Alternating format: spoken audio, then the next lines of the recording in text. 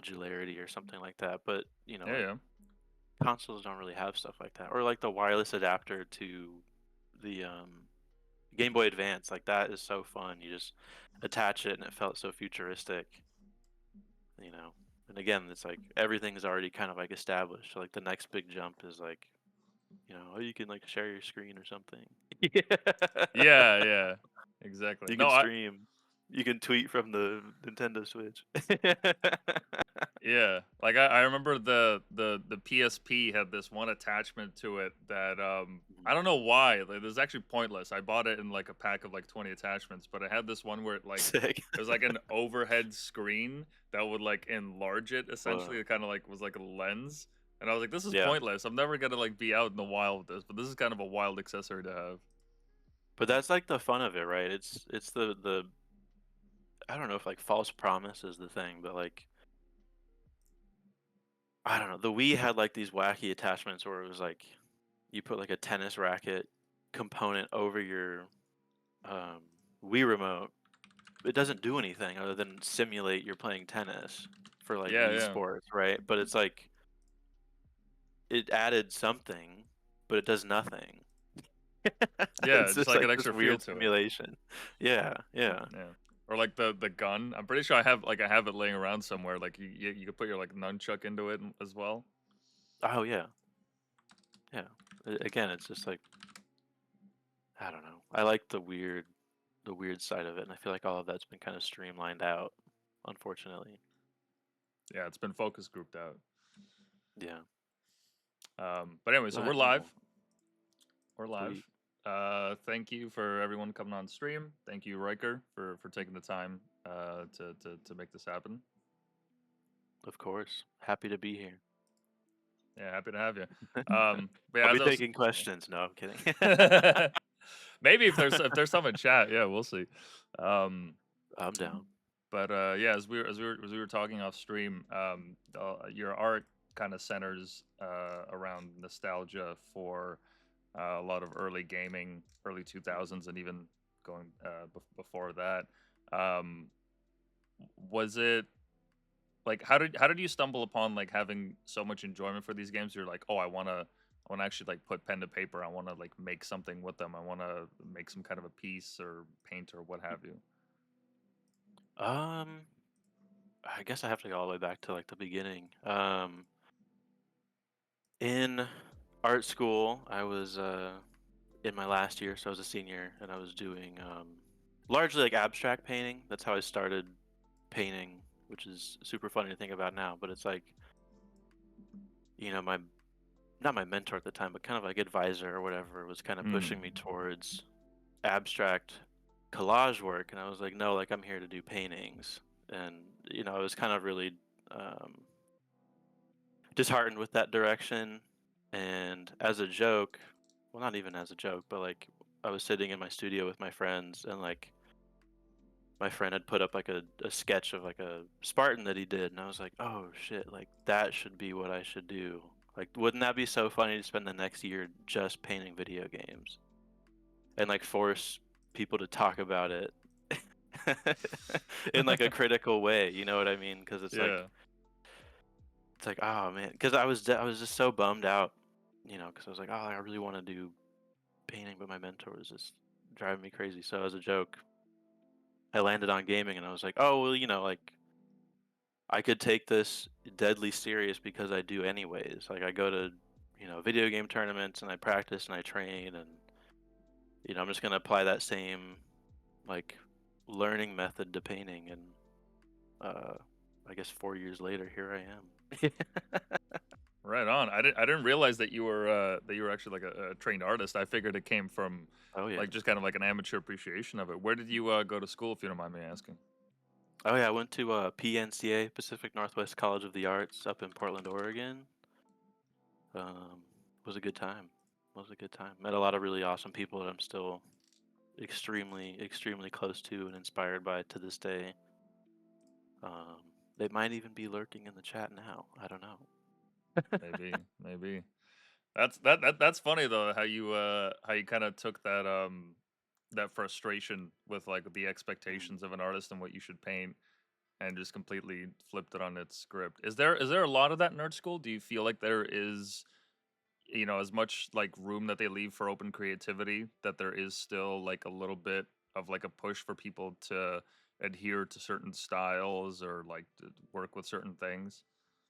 That's a good question. I am probably an exception to that rule. I feel like a lot of people, and me, thankfully, like, that was kind of like an advisor before my senior thesis, and my Mhm. mentor, Rachel Wolf, was incredible. She was like, absolutely, like, this is what you should be doing. Um, she supported me 100% of the way through, and I produced a really awesome thesis thanks to her. Um, so in that instance, it was more just like me probably overthinking what someone was saying to me Okay. and responding to it how I naturally would. But I feel like the current meta, so to speak, is like, concept and then the piece. You write about it, you tell someone why you should, justify it existing, and then you make it. At least that was my experience. Um, which I didn't really, like, I'm still um, like unlearning that process, so to speak. Mm. I think it's I think it's kind of like the artifacts of like the conceptual art movement and, you know, even more so like the abstract art movement and, I Postmodernism and all think that. yeah, yeah, yeah, yeah. And I understand and appreciate all that stuff. Absolutely. Don't get me wrong. I mean, I started as an abstract painter for God's sakes.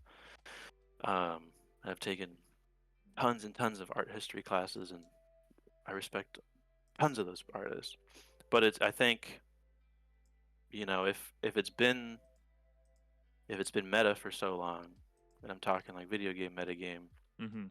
um, there has to be a point where you break free from that. And I think it in my experience it like was concrete in a lot of ways where it was like, no, this is what you should do, and then it should be this, and it should be this. And I'm like, nah, I don't know, because I wasn't really connecting to a lot of contemporary art and artists in that way. I was like, I'm not. I started to feel like seen making the stuff that I was doing, whereas before, like my abstract work, it was just like, oh, I'm kind of fitting into like these massive, um, like footprints left behind by gargantuan artists, and it's like I don't want to be in the ocean of other abstract artists, just like clawing to try to get to something that has been achieved, like 60 years ago. Like I Mhm. don't want to do that. Right on. I mean, that Yeah. is the artist creator, right? It's like why would you bother wasting time unless you want to be a really good forger, working Yeah. on things that have already been done when, chances are it's not even true to what you actually want out of the experience. Not just the piece itself, but like Mhm. all the work and effort that goes into making it. Yeah.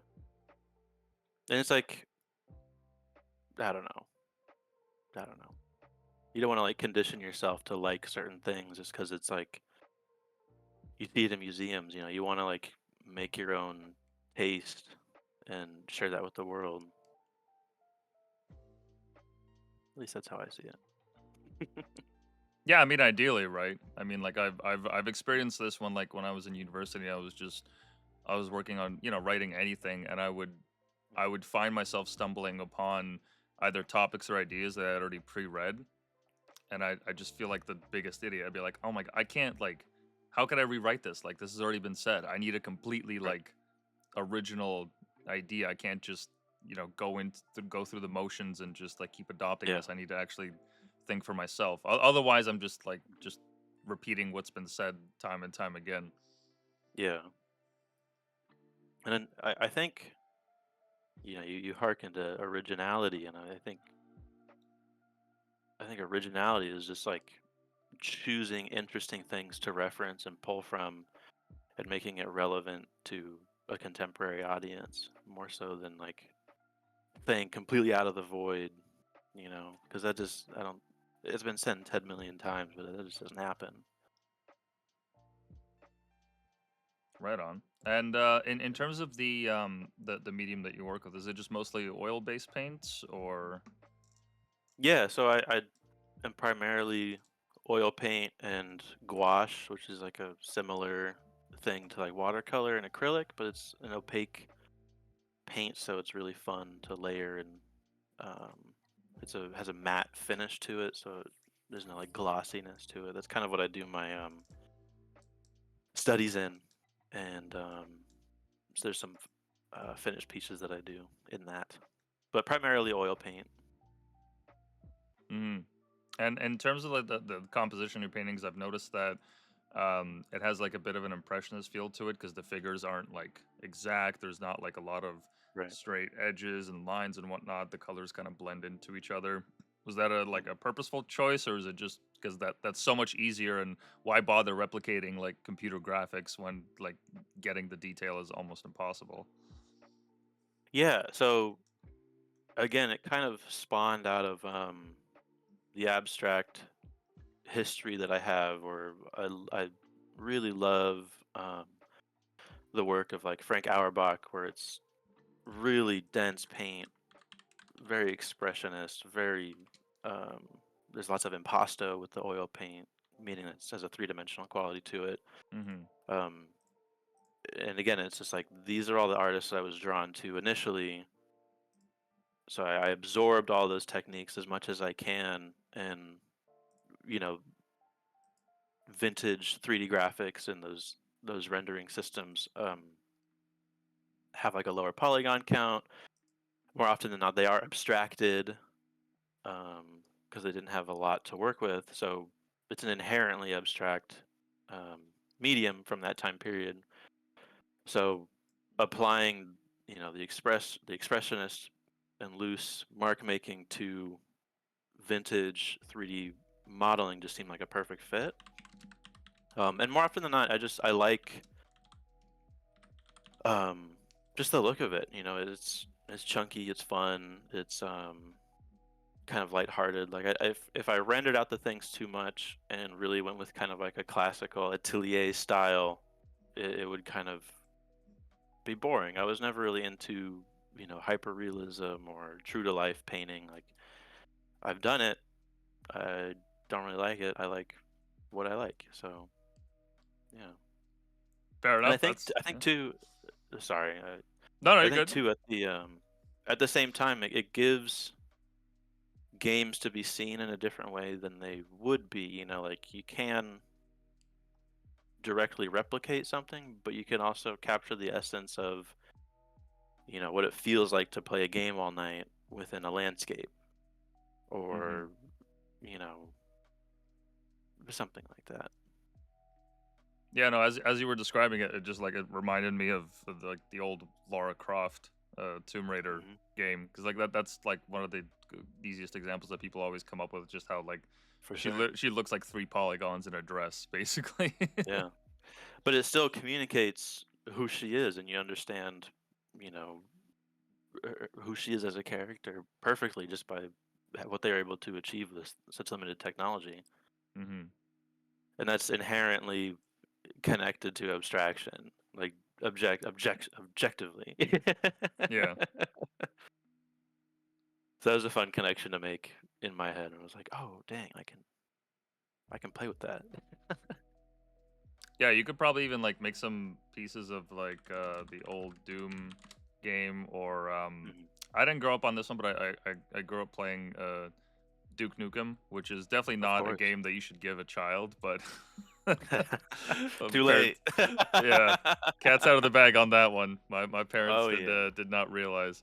Um, but yeah, those games were legendary because I remember like just it.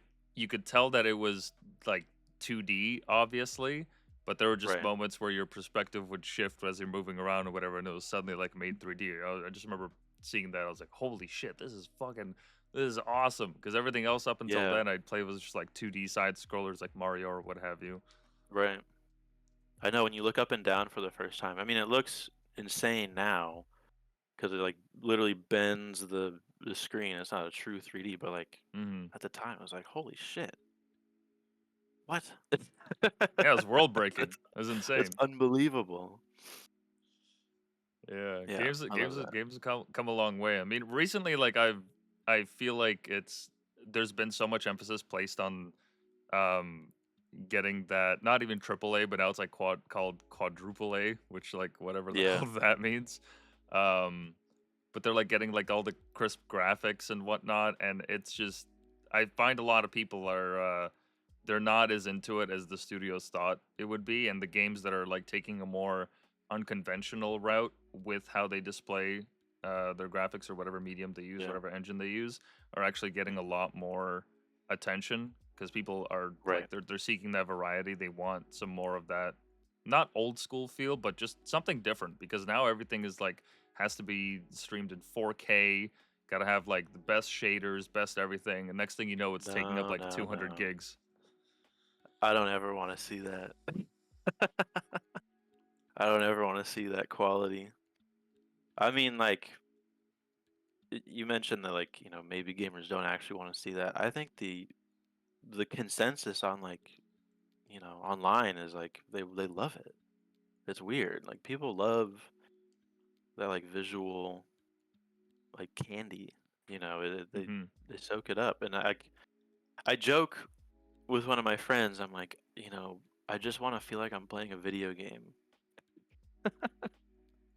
I don't wanna Yeah, not open up a yeah. game and, like, see a store menu and have to, like, sign all these agreements. Like, you fire up any old game, you just hit start and you're there. Like, how absurd is it that games don't really do that? And I don't wanna Yeah, be, no. like, too reminiscent on that, but, like, if you play, say, Battlefield 3 or Mirror's Edge, that's as good as the game should look. Or, Hmm. like, Half-Life 2, like, very few games look better than Half-Life 2. I don't know. I don't know. New games are just so yeah, they're so dense and there's so much going on. And don't get me wrong, like I love, the look of like Doom 2016 or whatever, but like how much more do we need, you know? Yeah, it feels too like hyper realistic at times, but Yeah. more to your point about like all the weird add-ons that have been made. Like I remember my friend and I we play Fortnite every now and then. He plays it more than I do, so he's more familiar. But like I get into it as someone who like grew up on Counter Strike and whatnot. I'm expecting like a simple menu. There's all these like drop downs and all these things, and then Yeah. notifications every time you get a kill. It's just like, dude, I It's too just much. It yeah, is too much. too much. I like the simpler side of it, and I don't know. I mean, like, hey, I can get down with some Fortnite. Fortnite, don't you doubt that for 1 second. But yeah, I don't know. I don't know. Just something about it. Yeah, no, no. The old games certainly have a lot of charm to them. Mhm. Um, but just out of curiosity, like growing up, was it only until like you got into university that you started playing around like painting this stuff, or like did you like ever as a child like I don't know do some drawings or sketches or what have you? Like was it ever a thing Oh, for for you? sure. Oh, for sure. I mean, like, I kind of joked about it with some friends where I was like, oh, like I learned how to draw by like drawing Master Chief or something like that, or Mm-hmm. the grunts from Halo, or Pokemon. Like, I mean, who here among us hasn't tried to paint or draw a Pokemon in their lifetime? But yeah, I mean, drawing was like a huge part of my life. I went to like charter schools growing up, so art and drawing and like sewing and cooking was like a part of like my daily curriculum. And when I got to high school, it was like a normal high school, so there wasn't really any art. Um, and I was missing that. And my good friend at the time, Caleb, was like getting into drawing, and I was like, oh shit, like I used to do that all the time. So we would draw together, and that's how I kind of was led back to art, which is really cool. Right on. Yeah. No, I know what you mean. Like, who hasn't, who among us hasn't like taken out a piece of tracing paper and just been like, oh hell yeah, I'm so good at Yeah. sketching it out perfectly and just like shading it in. And different colors. Felt like Yeah, cheating, but honestly, I didn't even care. The product is all that mattered to me. I was like, this is good. This is a good yeah, representation. I like it. yeah. It's just fun. I mean, yeah, it's super fun. Right on. Um, Now you mentioned that growing up you had gone to tournaments and whatnot because I knew like going into this Yes, that obviously gaming it can't just be like a simple like creative medium like for someone that has right. played throughout all these genres like you mentioned like Half-Life 2 and then all these like other console games, so I'd assume you're fairly prolific in that. um what was the Oh yeah. what was the tournament scene for you growing up? What kind of stuff did you get into? So I go all the way back, playing Pokemon Black 2 and White 2 at lunch in like middle school and losing and being like, I would never want to feel this again. How do I make a perfect team? And I would discover, I discovered like the IVs, EVs, getting the specific Pokemon you want, getting the natures, perfect move sets, learning about entry hazards. Like I went insane with it. And then we got to high school, Pokemon X and Y. I would play online, played Pokemon Showdown. I got like crazy, crazy into it. And then, yeah, it was hatching eggs all day long, like at school, leaving my 3DS open all day, rolling around Lumio City, hatching eggs, getting the perfect Pokemon. And then, my friend Dallas in high school, he was like, "Hey, like the new Smash Bros. Game is coming out," and I'm like, "Oh, like I haven't played Smash in a long time. I'm really good with Luigi in Melee." And he's like, "Oh, like who? Well, he asked me like, "Who's my main?" And I'm like, "What do you mean main? Like, what is that?" He's like, "You don't know what that is?" And he put me on to the Super Smash Bros. Melee documentary, which like Hmm. flipped everything in my life. It was like, oh shit, like I have to get into this. So I started, I dug out my GameCube, started grinding, wave dashing and L canceling, and I don't know if any of this means anything to you, but like, Yeah.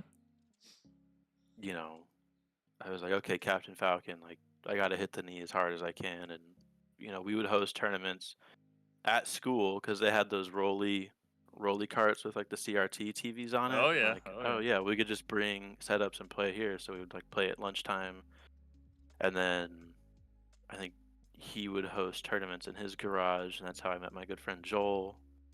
Um, like these are all people that I still talk to every day too, which is crazy. Um, and then Smash 4 came out, and we would go to tournaments for that. Um, and it was real, just like pedal to the metal training. Pick a top tier, get good with them. We'd have our 3DSs at lunch. Fighting every day. It was super sick. And like I would go to this joint called Lan Diego because I lived in San Diego. And that's where like everybody good was, and like I would get completely crushed every time. My mom would be like, "Why do you keep going to these things? Like you come back so heartbroken." And but I would learn like bits and pieces here and there, like they're like, "Oh, Fox can like full hop auto cancel his dare," and Shiki got to do forward throw bouncing fish to get guaranteed percent combo setups, whatever. Um, but I would take all that and just absorb it and slowly get better, and you know turn that into college. And I'm hosting tournaments at school for Smash Ultimate and leaving early on Fridays to go to um, this barcade that would host tournaments. Like I was diehard at this stuff, and like Hmm. again, that's how I met new friends. That's how I build community. That's how I found like an identity in Portland because like I didn't really have, I didn't know anyone up there. I just moved up there for school, and it's how I grew and met new people, and it was special. You know, Right on. Yeah, because I yeah, even I was never really into the Smash community. I'd play it like every now and mm, then when I'm with my friends, but I do know yeah, for a fact that like it's a really big community that doesn't really like they don't make it onto like mainstream news or anything, but there's a lot of people and a lot of passion yeah, for these games. The old Smash especially. yeah. Melee, yeah. Like I still play it time to time, fire it up. Got the fox coming out. Hell yeah. I'm Hitting the I, wave shine. I'm a Kirby main, but only because Damn, I don't I know it's awful. Every time I tell people, like, they always have the same reaction. that's so funny. He's simple, and I love just like down smashing on people. It's just Of course.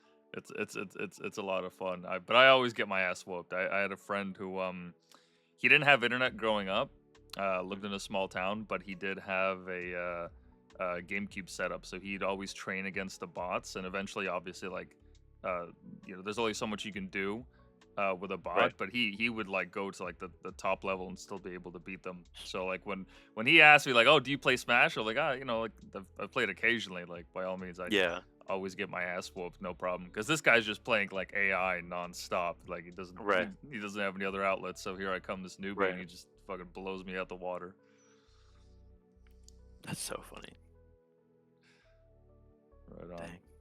Yeah, I mean, like, for me, like, ultimately, what um, the tournaments gave me was like an ability to understand myself and how I learn, and like how to motivate myself to like keep picking myself up to show up again and again and again.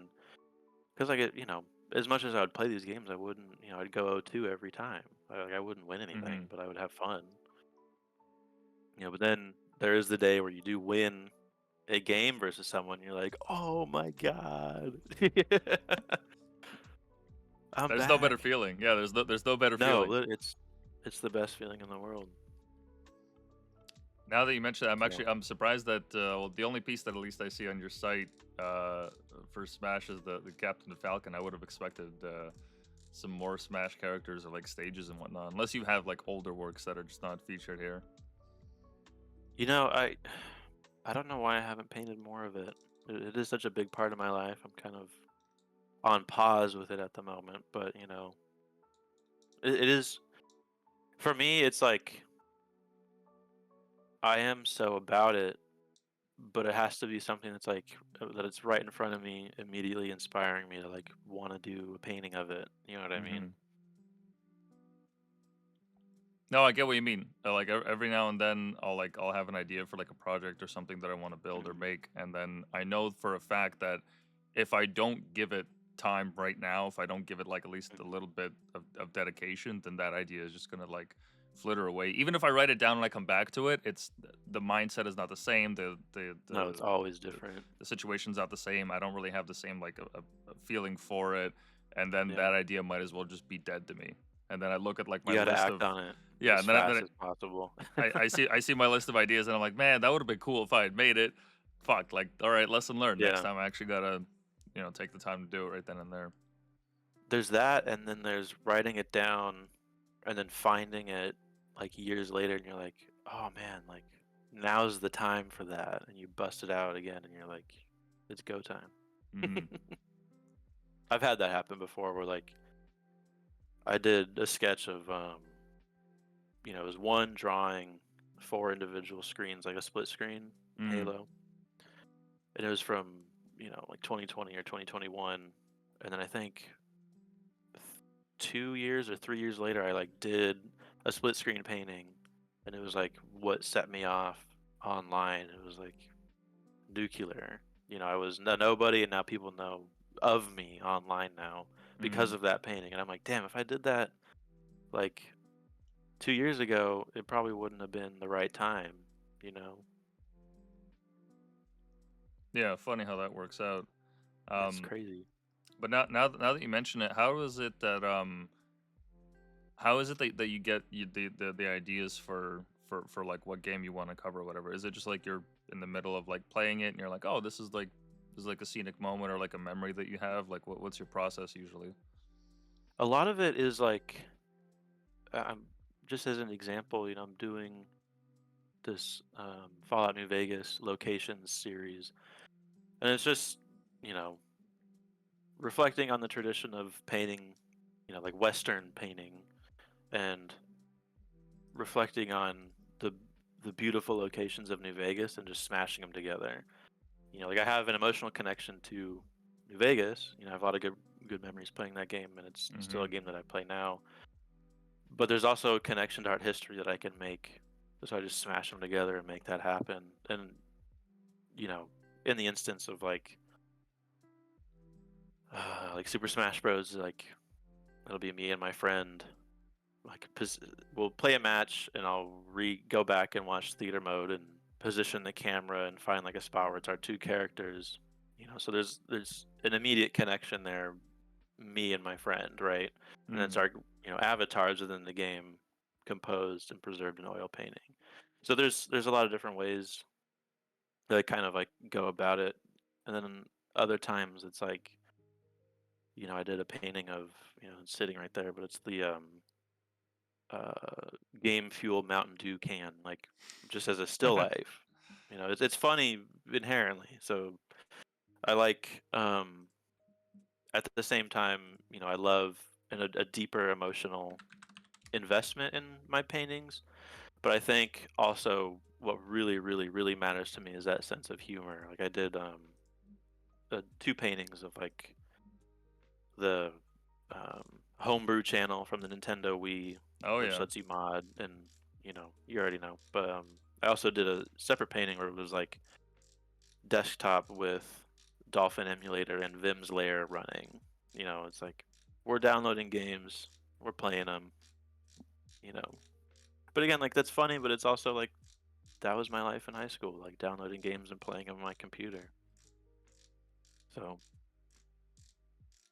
I don't know. Interesting. So when it happens basically. Yeah, and sometimes I get really good ideas that no one understands, and that's fine. But I just keep making them. Yeah, yeah. You just gotta I keep doing it.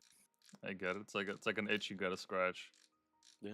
And sometimes, like you mentioned, like is it just playing games and I see something? Like yeah, sometimes I'll be like in a firefight and have to duck under cover and record the last 30 seconds because I saw something cool.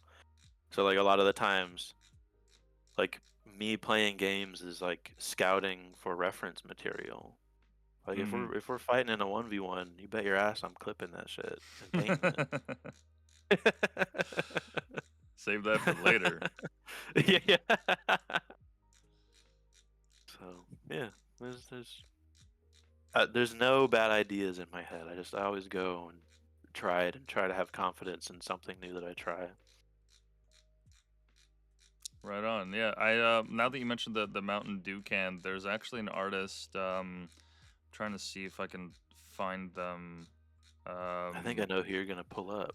he takes still life of like I don't know like a peanut butter jelly sandwich or whatever, and he paints it using I know oil of him. paints. I don't know his name, but I know of him. Found him. Yeah, here it is. Noah Verrier. Yeah, Yeah. that guy. Yeah, I love his pieces because it's as you said, it's Yeah, just the capturing something that seems kind of silly, but in a very like yeah, artistic way, where like it actually right, looks really really good. right. Yeah, and it's funny. It's just being lighthearted, and if you understand it, the wink is there, and if you don't, my skills as an artist will draw you in and keep you around. That's how I see it. Yeah, because like I don't know. I guess like the cynical art critic can make like the claim that oh like this is like a really simple idea or there isn't like any thought to Mhm. it. But like besides just looking at something and being like, oh that's cool. Like Yeah, is there any more justification that's really needed? And also like who I mean, from what I understand, like, at least like from what Rick Rubin has said in terms of like creating art, it's like the moment that you mhm, start considering the audience and how they're going to react to it as like an integral piece of your work mhm. is the moment that your creative spirit dies because then you're no longer making it for yourself, you're no longer doing it for the Right. joy of it. Now you're making it as like a commodity. Mm. Yeah, I can see that as a perspective. Um, yeah, I get that. I get that. I think in the instance of like a critic not understanding it, I think we have a whole history of you know art art critique and verbiage that you can apply to painting that you have no reason not to. um, make that fit what I'm doing. So Mm-hmm. I mean, if you can talk thoroughly about abstract painting where there's no subject matter, I promise you can talk about a video game. Oh yeah. Oh yeah.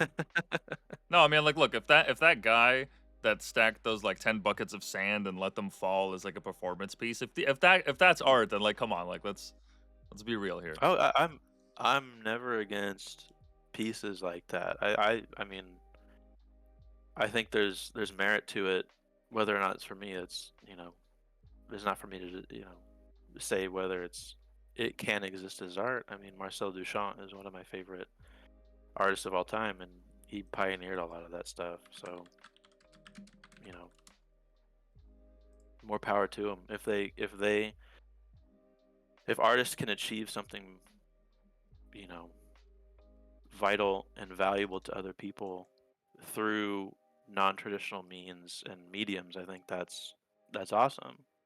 I mean, I'm doing it with video games. Why can't they do it with a banana? Yeah, yeah, no, fair enough. Yeah, like that. Yeah, I think I know the piece that you're referencing where the guy like took a banana and duct taped it to a yeah. wall. Which apparently, from what I remember, it was very weird how they went about selling the piece because the thing is, Mhm. like that banana is gonna go rotten eventually. Uh-huh. So like, how do you, like, what is the actual thing that you're buying? And from my You're buying the understanding, idea. exactly, yeah, it was you're buying the idea of it, and you can um not recreate it, It's but like nothing new.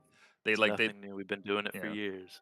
Yeah, they made it so that like you could like replace the banana. I don't know. I don't remember the contract, but Yeah, yeah, some like Bitcoin billionaire bought it, and when he did buy it, when he went to the auction, he like took out the banana and ate it on stage, which I thought was yeah. interesting. It's not about the banana. It's about the publicity, the idea, the rage that ensued. I think it's I think it's a what do I want to say here? A side effect of a misinformed audience as well. I definitely think we can nurture like art appreciation universally. You know, it doesn't have to be like Roman busts and historical paintings. I mean, come on. Yeah, There's yeah, way more cool shit out there. yeah. I mean, there's certainly something to be said about the classics, but I mean, you can only Yeah, linger on that for so long until it's like, okay, this is kind of an yeah, overplayed theme. We need something new. yeah. If you couldn't tell, I'm highly opinionated on art. As he should be, as an Yeah. artist. Yeah, no, as absolutely as he should be. Yeah. No, I get what you mean about the that there can be merit in some of those pieces. For me Yeah, though, I don't know. Maybe it is just because I don't get it, but some of the other wacky performance pieces, I just look at it and it's so hard for me to connect with it on any level. Like there was one piece that I right. saw where this guy had built like a star-shaped enclosure made out of like some kind of sheet metal so that he could fill it with water. So he had like Mhm, six um like troughs, I guess, going through, and then mm. he filled it up with water, put a canoe inside of it, or a kayak rather, and was the whole piece was like him paddling in between it, and it looks like the worst parking job ever because he has to like Oh, go well, out of one trough and then go into it. Like the whole thing was just hectic as hell. I yeah. see that and I'm like, I don't know, man. I don't really have anything that I could connect with there. Yeah, there are some pieces I haven't seen the piece you're talking about, but there are some, performance works and installations and happenings where it's like, okay, like I've been to a few where I'm like, I can't get out of here fast enough Yeah, because I don't. It's not for me. It's too wacky for me. yeah. I Or yeah. sometimes like maybe the writing isn't good about it. I don't know. I don't know. Yeah, I've seen that. But I I've seen think that sentiment shared where like people say, if I have to read 3 paragraphs to understand this, I don't really. mm, It's not the effort for it. It's not worth it if I don't see it mm, immediately. mm. Well, then that calls upon like the passive viewer, and that's its whole other thing. Yeah. But again, there's people that like the intellectual side of you know stuff like that. And I talked about that earlier, where it's like in school, a lot of the times it was concept driven, and you had to write and Mhm. you know justify its existence. And I'm like, I don't know, I don't want to do that. I'm very good at it, mind you, but Well, you have to be, right? You got to get that yeah, grade. yeah, and you have to. I already mentioned this, but you have to be meta relevant. You can't be the bottom tier that is just doing plein air shit, expecting to be a contemporary artist. Um, and that's not any shade to plein air artists. Don't get me wrong, but like my goal is to be a contemporary gallery showing artist. So what combos do I have to learn to achieve that? You know, Mhm. Are and you that's uh part of it. are you working on getting your stuff put up in a gallery? It's happening in 4 days. Oh, right on. Whereabouts? That one's gonna be up in Vancouver, British Columbia. I was chosen. The person that's putting it together reached out to me via email. And I'm like up at 1 a.m. I'm like, oh, what's this? Maybe another bot message, but no, like they had like the credentials, like, hey, I'm getting my master's in curatorial studies. I'm putting on a show. We want you there, and I'm like, all right, what do I got to do? I'll box them up and ship them to you. Right on. So it just, I'm happy that they found me. Yeah, congrats. That's awesome. Is that going to be your first gallery showing? The first, yeah, I guess that will be my first showing. I'm sad I won't be there, but I'm happy to be a part of it. I shipped up, I think, 14 paintings to be a part of it, Oh, and then wow. it's kind of crazy. Like in May next month, I'm gonna be a part. I'm gonna have my own like installation of like my Fallout pieces here, so I'll be able to actually go to it.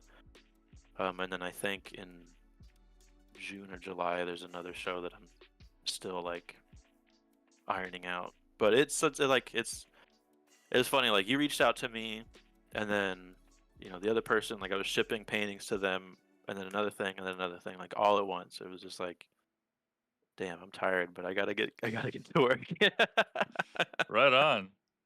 Good you know, timing. That's it awesome. it felt like it all felt like you know this is what it was all leading to.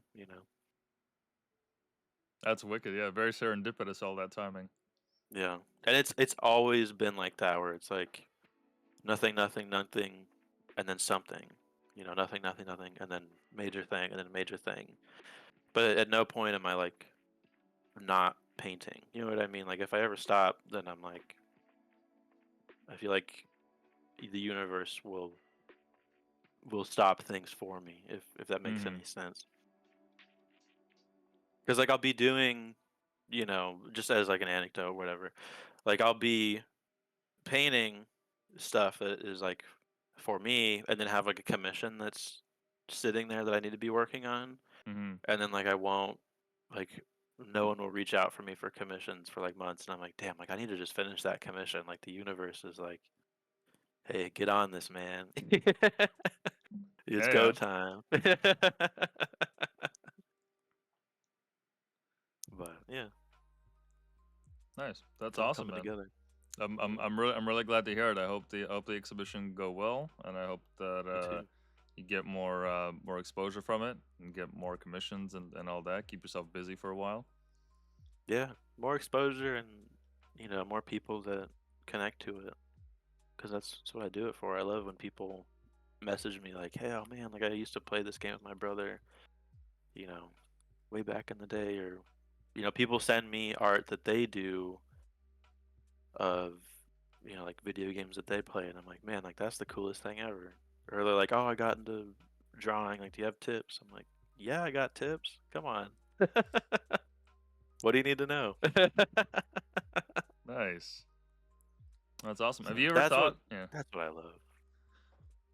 Have you ever thought of going to like any like game expos or cons or anything like that to showcase your stuff? Because I know they usually have I've like already booths done for it. creators. I've already done it. I did it last year at the Portland Retro Gaming Expo with my friend Connor, who was my studio mate in college. We shared a studio space, and my friend Emil was also oh, sharing that space. I think the battery died on that light. Um, you got dark Ryker now. We did.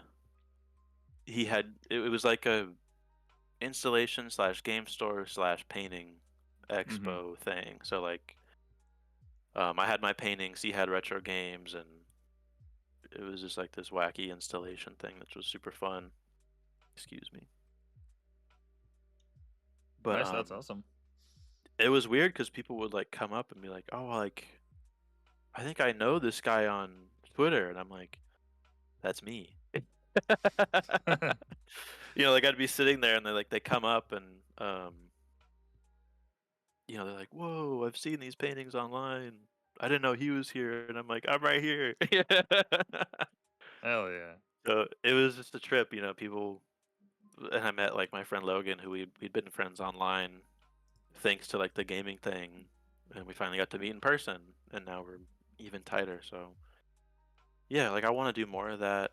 Maybe go to like a Smash tournament or something, and um, set up a booth there, like a major or something. But want to do more of that for sure, because it is like giving back to um, like what gaming has provided for me, and being on the other side of the booth. Like I'd go and meet artists that I really love, and um, be like, "Oh, like that's really cool that you do that full time." And I guess like I didn't realize until I was doing it. I was like, "Oh wait, like I'm doing this full time." Yeah. Sneaks up on you. Yeah, it definitely is. Like at no point is it like major celebration. It's just like you go, you go, you go, and then you look back and you're like, "Oh well, like yeah, I've been doing that. That's cool." Nice. Yeah, that's awesome. I feel like when things like that happen, it's like the closest thing that you can get to fate or like the stars aligning because you realize that Yeah. none of it was none of it was forced. Like sure there was like effort put into it, but it it Oh yeah. just it just came from like your feelings and then you expressing those feelings through whatever work that you're doing, and then it just kind of Yeah. comes to life. Like a year ago I wasn't doing anything like this. I was not interviewing anybody. Didn't even have like a presence online or anything. Then like I just kept posting on Twitter, and then Yeah. luckily the head of Outsider Supply, the company I work for, reached out and they're like, hey, you want to do some stuff for us, and here we are. And Perfect. it was like purely off vibes. It wasn't as if like I applied for the job or anything. They just liked what I wrote, and I was like, hell yeah, I'll do Yeah. this. Yeah. I think that's been the cool thing about, being like an online artist or whatever is like people just find you and they're like, "Hey, we have like we're a small band. We have this budget. Like, can you do like an album cover for us?" I'm like, "Hell yeah, absolutely." Or, commissions or whatever. People find you, and I think there was like being like an online artist was like a seen as like a certain way. Mm-hmm. Um, and I don't entirely agree with that. Like I think it's cool. It's cool to be an online artist because you're just kind of like, at least to me, I'm kind of like a ghost in the system that is connected to so many different people, but it's still me across all those avenues. Like, um, I'm in like a few like group chats with artists, and I'm part of like this. I don't know why or how, but like these this gang of like indie developers are all together making incredible games, and I was added to that Discord, and I'm like able to meet and interact with these really talented game developers, and they all love what I do, and I love what they do. So it's really sick. That's awesome, man. That's awesome. Glad Yeah. to hear it. And like I said, like I'll meet people online, and then we'll chat like every day and bounce ideas off each other and develop cool stuff. Like it's crazy. I couldn't have planned for any of that because it's all, I don't know, out of my hands. But like Hmm. people find you somehow. Yeah. Do you think you would ever try your hand at at game design? Because like it's so much easier to do nowadays than it has ever been before. Yeah, I mean, just last year I like sort of tried my hand at making a modded map for Halo Combat Evolved. So Hmm. my friend Roy like helped pilot me through learning Blender and like troubleshooting stuff. Like he helped me a ton, but like I know Blender now. I have the experience of like texturing, mapping, you know, placing spawn points, Hmm. learning how to make a full map start to finish, and that was like on a small scale, you know. Um, and that was like an art piece that I did where it was custom map with my paintings inside the map, so you can like go play Slayer on it and have my paintings around you. Because I was like, oh, like that would be a fun game, but I don't have any game making experience, so I need to just mod a map and make that. So I'm like 1% of the way there, but I'm still kind of like fleshing out ideas for what I want to do. Because like I think making a game would be super sick, but you know, it's like I still work a day job and I have to maintain like this art career. Yeah, it's a lot to juggle. Shoveling on something else is like, you know, if I get to a point where I can do it, I want to do it all the way. Hmm. I get that. Yeah, because Yeah. as I was looking at your paintings, I was like, man, like an interesting game idea would be like if you could have like your style Mhm. with how you paint, but it was like the what's called like Mario 64 where Yeah. you enter the paintings and then like Right. that's what essentially like the world would look like. So you have like a level for Halo or like a Halo clone, but it's Yeah. all like all the visuals are done in that style because there's been a couple of games indie mostly that have come out with just really unique visual elements that like go away from the hyper realism towards something new. Like there was one, I forget the name. It's either out or it's gonna be out, but it's made in like the old, like the original Mickey Mouse, like Steamboat Willie style with like the Oh, cartoon yeah, yeah, gloves and yeah. everything. You know the one I mean? Yeah, yeah, I saw that one. That looks cool. Yeah, like all the animations, they're like reloading, like the perspective as well. It's that old kind of like Yeah. 2D, It's but the rubber also hose 3D. animation style. Yeah. Yeah, yeah, yeah, yeah, yeah. Super sick. Yeah, I love stuff like that. I mean, you know, I don't have enough time to play every game that comes out, but I just love knowing that it exists and that, you know, people are able to go do it. Yeah, another game that reminds me of that is how Cuphead was made because I didn't Yeah. know this up until recent, but all of the frames, everything was first hand drawn and then Yeah. scanned into the game, and they made like the animations manually like that, which is Yeah. like absolutely insane. Because I've seen footage of like old anime artists like showing them like how they're flipping through the pages and doing each Right. frame like for Akira or something just Of manually, course. and it's just insane how labor intensive that process is, Hmm. and very few people do it now for understandable reasons, but the Right. fact that they were able to do it for essentially like I would argue for like a AAA game for how well it was made Oh, yeah. is crazy. Yeah. Yeah. And like, I like that technique application. And I've thought about, I was inspired by, like the initial ideas for texturing Team Fortress 2 where they were doing hand painted textures. I was inspired by that for my next Halo map that I want to do, where I want to hand paint all the textures and make it like, you know, you're living within a painting of mine. Hmm. Um, so you're just kind of like dropping yourself into a painting. So that might be the next. Because then, you know, like I'd have a show where it'd be like the, you know, the textures all kind of laid out in an atlas, but it would be all across the walls, and then you'd be there to play the map itself, which would be kind of cool. Hmm. Interesting. Yeah, that would make for a unique game, and I didn't realize that TF2 had hand painted textures. It was scrapped like early on into development, but you can still kind of like find the sketches for it where it's like a wall or something, and you can see like the brush marks come out of the like framing that they were doing. And I was like, wait a minute, like I should try that. I think it was like beta tested or something like that, but Oh yeah, I don't know. Super cool. Super cool. interesting. Yeah.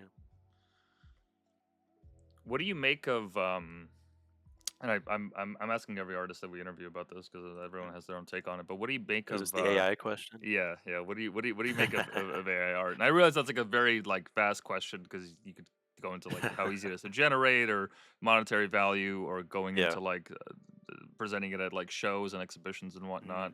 Mm, mm. Like what's your take on it? What is my take on it? Mm,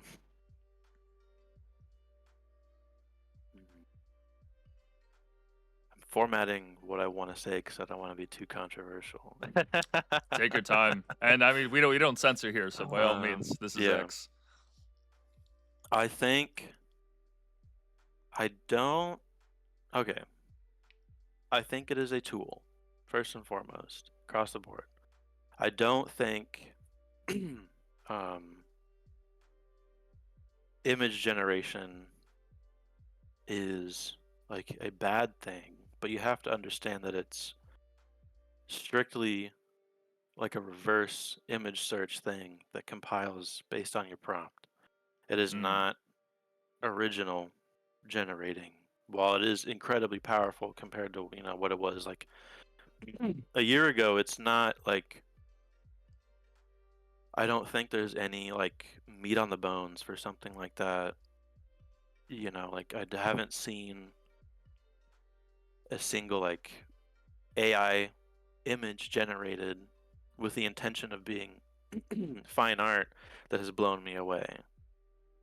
So it is a permanent like benchmark where like it will never, at least in my mind, until that wow factor is brought, it won't cross that.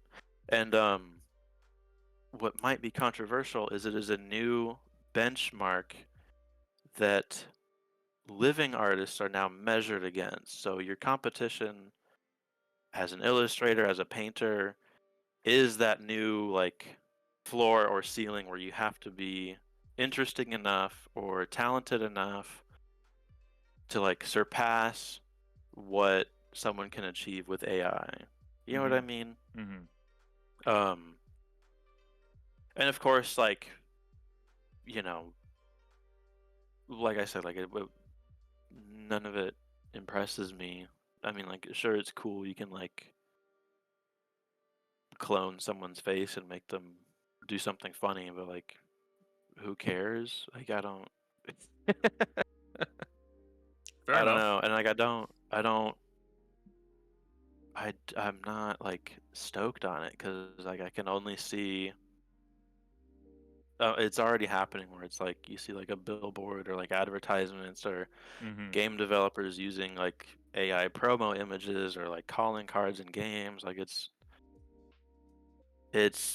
just it's soulless and it is lame. Like I don't like it. I don't know. And I don't think the whole like oh like AI stole my image. It's like yeah no shit like it's trained to do that, Mhm. you know? It's like who are you gonna sue? The fucking robot? Like get real.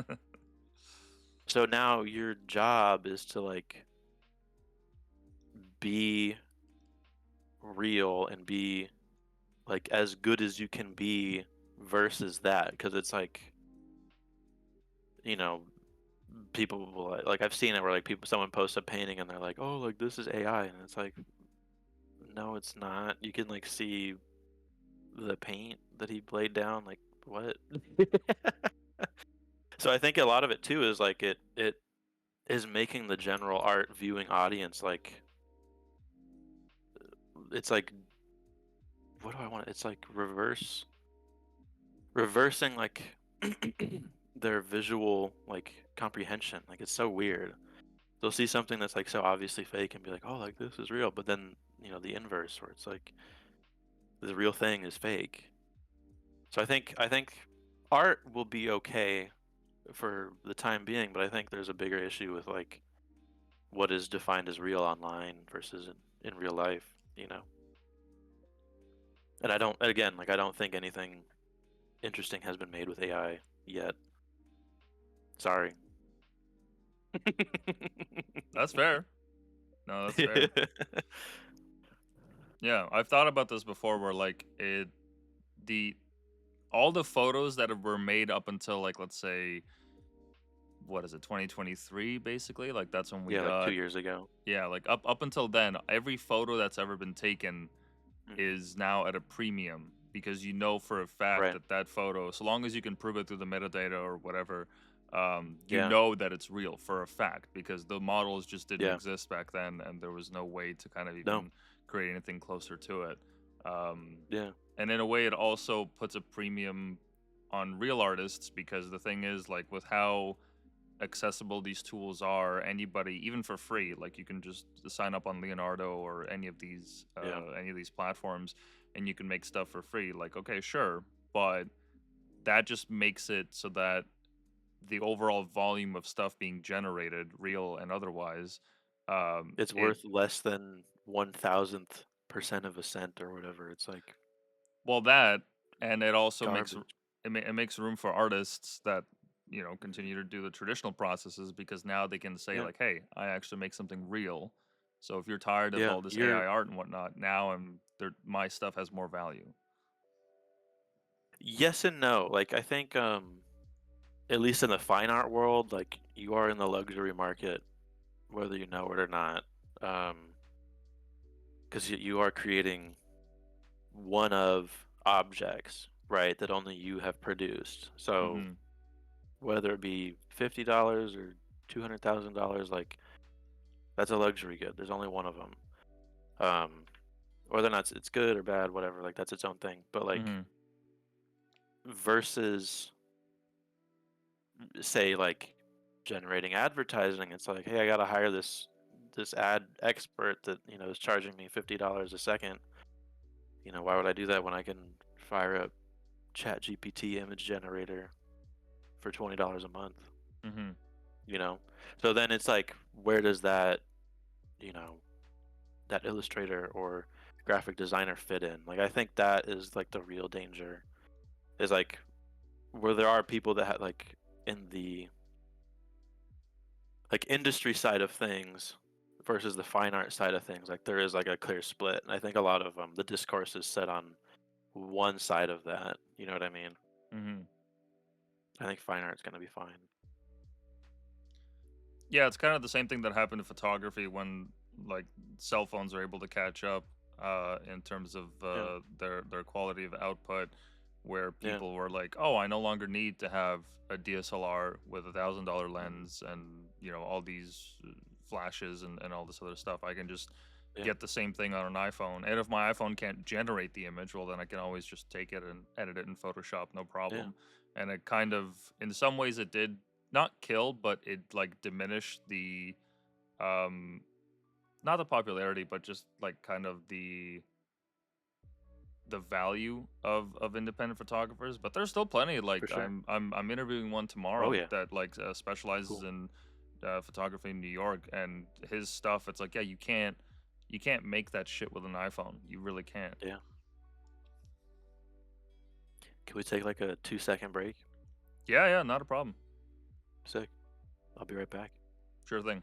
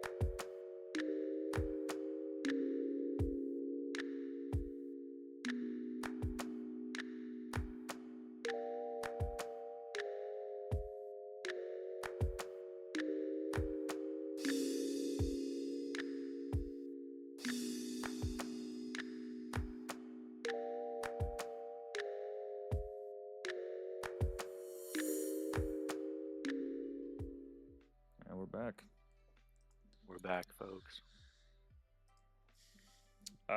But yeah, we were talking about AI art. What do you mean when you say that you haven't really seen any kind of like um original output or anything that would give you a wow factor in terms of the capabilities of the current models? Because I mean, most of the applications that I've seen is like Mhm. in automation and Yeah. making it easier to make apps. I've Mhm. seen people with some like incredible, like pretty interesting, like art generation stuff. Um, Mhm. but beyond that, like I don't know, nothing really special. But what did you mean by that when you said it? Well, like my personal usage of, you know, artificial intelligence on a day to day is like Chat GPT, and I use it to organize like my notes that I take on, you know, what I think of painting and drawing, and Mm-hmm. you know, sometimes just ask it funny questions just because that's what you do with it. But a lot of the utility that you can gain out of that stuff. That's why I mentioned like, you know, AI as tool is really cool. But like, I don't know. It's like when have you like used a tool that really wowed you? You know what I mean? But like as Mm-hmm. far as like the visual generation stuff, like there is cool, you know, novelty items, you know. Um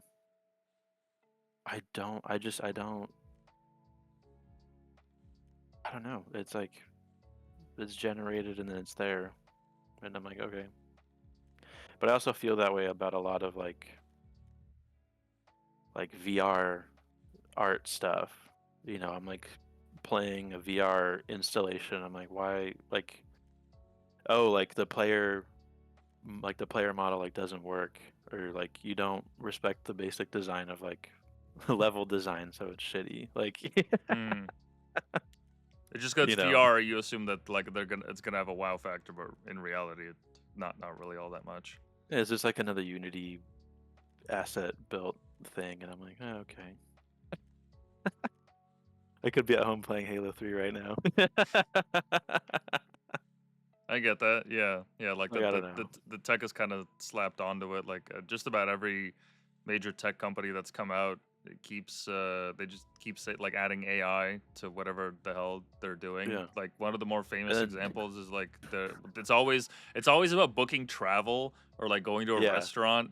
It yeah, just it keeps hitting the same beat, and you're like, okay, but I like, can we get something fresh? yeah. Or it's like oh damn, what was I gonna? Oh, like the metaverse stuff. Mm-hmm. You're just trying to recreate MMOs, my man. Like we've been doing that. Yeah. NFTs. You ever play Counter Strike? Bro, Yeah. skins have been doing that for years. Like, come on. Oh, AI generated this level. Bro, Minecraft does that. True. True. You know what I mean? It's like I like am I jaded based on like my game experience? Like I don't know, probably, but like when you say AI, I think of Cortana and Durandal and you know, non-playable characters, not Yeah. image and text generation. Yeah. Some of the more interesting applications that I've seen in gaming is like there was somebody that took the time to figure out like a chat GPT mod for like Skyrim or Mhm. something, so the NPCs actually had um a more kind of fluid dialogue Yeah, choice. And right. I don't know for sure, but I think I've seen some footage of games where it's not just like an AI generated level that's like static. So like, oh, it generates it and like that's it. That's all you can do. Oh You yeah, you, yeah. you explore within the bounds. But I've seen some where it's generated like as you go throughout the level. So Yeah, like responds to you. yeah, it's like constantly evolving. Like I could see that as a more interesting like actual like application of AI, because like it's For sure. generating in real time. You don't know what it's gonna look like, and it keeps changing at every step. I've seen that with the Minecraft where like every time you turn it's like a different location, or like the Quake 2 thing that came out. Yes, yes, yeah. But what I didn't like about that is like say you're in a spot, you look down, you look back up, it's totally different. So it's like, oh, like I put all my shit in the chest and now it's just gone. Like there needs to be like some anchor point Mm-hmm. or like a gate where like once you leave that gate, like the memory will like keep how many of those like chunks that it's generated. Because every time I've seen it's like been nuked to oblivion as soon as you look around. And I'm like, well, in a game where you have to like survive and get items, like I don't know. Yeah, wouldn't exactly work. Where does that all go? So as like an experiment, it's cool, but again, it's like I have yet to see it like come together in an interesting way where I'm like, I have to go try that out. Yeah, it's certainly a long ways away because like most of the Yeah. applications now, as we said before, it's mostly just centered into the Mhm. business world. And I mean, the amount of people that I meet on a daily basis that don't like they know of AI and they know of Mhm. ChatGPT, but it's just the personal adoption just isn't quite there yet because it really Right. hasn't it hasn't kind of broken out into the mainstream in a significant way. Like it's really good at Mhm. grabbing headlines. Like you'll see like, oh, this company Oh locked yeah. down 6 billion or whatever, or Microsoft is creating a new assistant uh Mhm. for Windows or what have you. But it's kind of like crypto in that way, where it's like the tech is like, okay, I'm sure this is really impressive, and if you Mhm. obsess over it like day and night for weeks on end, you might like be able Yeah. to make something really cool. But to the average everyday layperson, it's just like that's unattainable for me, man. I got bills to pay. I got work to go to. Like this Yeah. isn't really, And it's not grabbing me.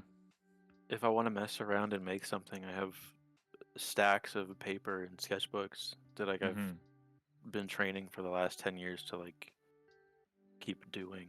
So it's like, I don't know. It's way more accessible to me at least where like I can just make stuff out of my head. Hmm. And I think that's like, pen and paper is the best way to do anything still. Yeah, personally, I find that it's if I use AI for anything, it's Mhm. to like explore certain ideas or to get a cursory view of some topics. Like it's a very Yeah. good starting point. Mhm. But from there, like I have to actually branch out and make something of it, make some kind of an original work. It can't just be like a soulless copy paste. Otherwise, it just Yeah. you can tell when it's AI generated these It days for the can't most it part. can't be the start and stop of your idea, you Hmm. know. Like you mentioned, like it's a cursory thing where it's like it explore you use it to explore ideas or find common threads, like through your writings or something. More often than not, it's like kinda close to what I'm looking for, but I don't know. I've experimented with like making images and like it's always just a little bit wrong. It's always the hands. You got to watch for the hands. Yeah. Like, I don't know. So Yeah. yeah, it's Some fun. of the more interesting stuff I've seen though, I remember this one group, these two guys, they make I'm sure I could find it if I look it up. But they Mhm. make music videos of various like politicians or like important people. I hope I can find it here Mm. because oh yeah, here it is. They're called the Door Brothers, Okay. and I don't know what models they use, but Mhm. um, just visually how they like pair it with the music, it is like just really impressive. I never thought that like Mm. models could be this good because I rarely see Yeah.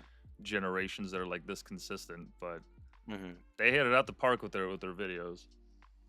So you'll have to look at them. Yeah, they're having like with Putin, yeah, Zelensky. I mean, they're obviously like fishing for not fishing, but like they're taking advantage of like outrage in the It's like political rooted sphere. in like reactionary stuff. Yeah. Yeah, yeah, You know. Which again, it's like, okay. yeah. The theme gets a little bit old because like how many times can you see Trump shirtless before you're like, okay, like I get it. Once. Yeah, yeah.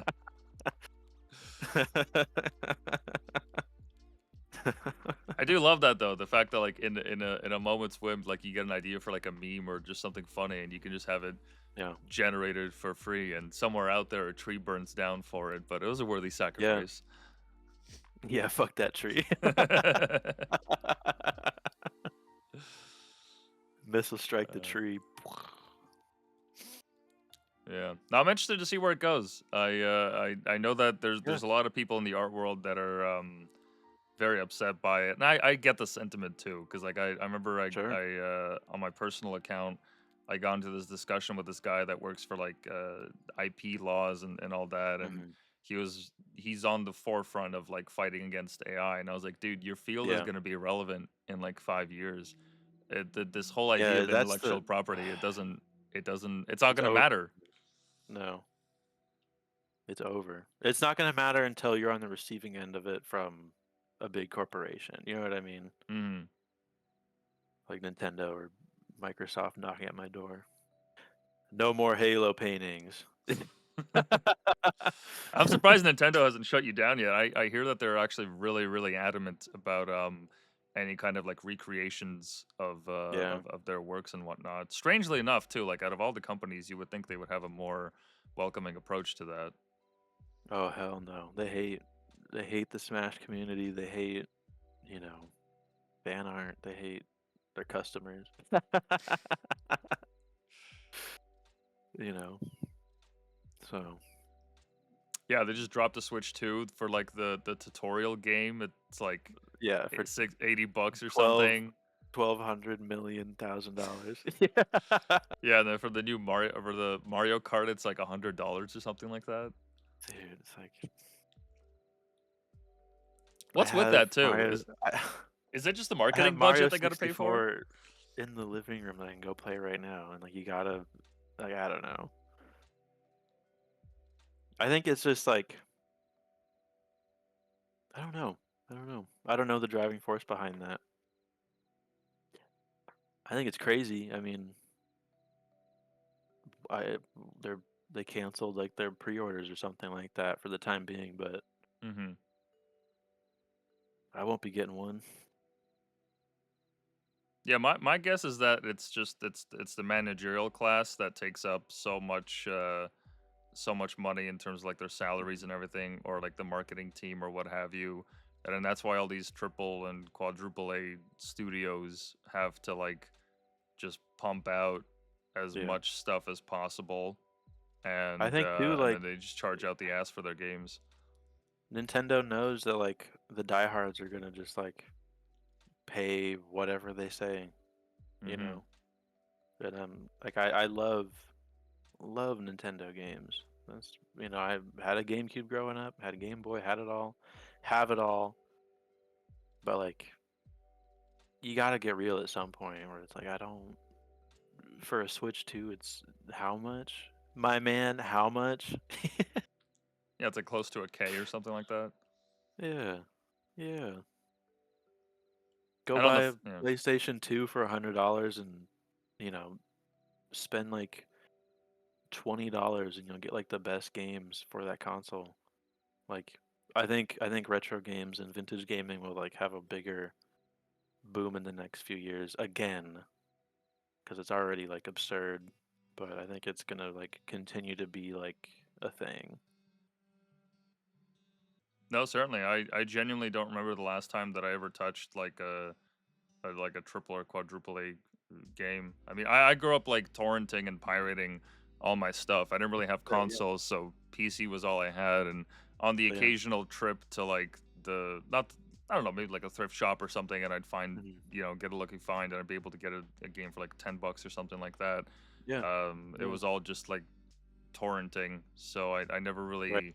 I certainly missed out on I'd come to school and people like, oh, you play new Call of Duty, and I'm like, no man, you guys are Yeah. like in Black Ops, I'm playing like Modern Warfare 1 because it was on sale and I just picked it up for $5 or whatever, and even then like I had more fun than ever. I'm still Yeah. sad that the servers have died out, but Absolute yeah. cinema.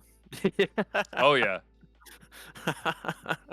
Oh yeah, I remember when I Absolute first cinema. played the game at my friend's house. The sheer like the I realize now, looking back, if I played it now, the Mm. graphics would not like compare to what's out now. But looking back then, I was like, No, man, games this now is can't compare. Games now can't compare. that. You know what? That's the right perspective to have. Yeah. That's how I feel about it. But But it's the like, no, sorry, go ahead. it's like I feel I used to feel that like emulation and torrenting, like when I was in high school, I was like, why won't you just like buy, you know, just go buy the game in the console? But like now I'm like, fuck it, a whole PlayStation 2 library on my computer. Yeah, right on. You My know, because it's like I'm not gonna pay you $200 for Pokemon Emerald. Like you're hell no. smoking, man. Get out of here. And I think it's super lame because like when I was younger, I was super curious about the previous generation. Because like sure, I grew up playing Call of Duty, Halo, you know, whatever. But like I was like put on to like Doom and Deus Ex and Half Hmm. Life and you know because I was like right after that. You know, I'm gonna be 27 this year, but like I was really interested in the history and the lineage and like, oh, Wolfenstein was before Doom. Like I thought Doom was like the first one, and then you know like Quake 3 and Unreal Tournament and just seeing how it all came down. Like it was still accessible to me too. You know, like Hmm. I could go out and buy and play Pokemon Red and Blue and um, just see how games evolved through my own eyes through the original hardware. But I don't think it's accessible anymore to like a young curious person in the way that I had it. Like I 100% encourage um, legal emulation. Yes. um, but yeah, I don't know. I think it's just going to get more difficult, and they're going to try to crack down on piracy and emulation as hard as they can, which sucks. Good luck. That's all I gotta say I on that. know. Like, good Yeah. luck. Good luck. Hey, I know what side I'm on. Yeah, you're not taking my ROMs away from me, bro. No way. I've dumped all the Game Boy games that I've owned. I have a library, so you know, yeah, Yeah, it's one of the beautiful things about older games is the customization aspect of it. And I meant to yeah, bring this up when we were talking about Nintendo, how like on the flip side of their rigid Apple like philosophy when it comes to this mm, stuff of the single ecosystem, hmm, you have games like Skyrim, which were among the first to my really God, take advantage of uh, a passionate community that spent hours upon hours hmm, upon hours modifying it, whether it's like a single texture or an entire new yeah, storyline. Like there's an art to that kind of stuff as well, especially when it comes to mods. I mean, Counter for Strike sure. is a mod The of Half Life. the example of mods. Yeah, absolutely. And then of course Gary's mod, and then of Yep. course modding Fallout 3, modding New Vegas, modding Skyrim, modding Oblivion. Like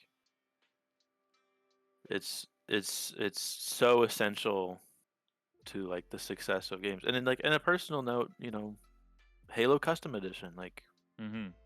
that was huge for me. Um, I don't play a lot of mods on my games because I'm kind of like a purist at heart. But like I love like Brutal Doom or what's the other one? It's like Asher's whatever the heck. It's like a post-apocalyptic Doom mod, but like it's a full game. I love seeing that. I love experiencing it. And like you said, like it is an art form, and it should be encouraged, not discouraged. Because like I'd go to Smash tournaments, and there's people that are like, "Oh, I have a modded Switch. Like, don't update it, because it'll like crash like all the mods I've downloaded." Yeah, yeah. It's like, holy shit, like that's crazy.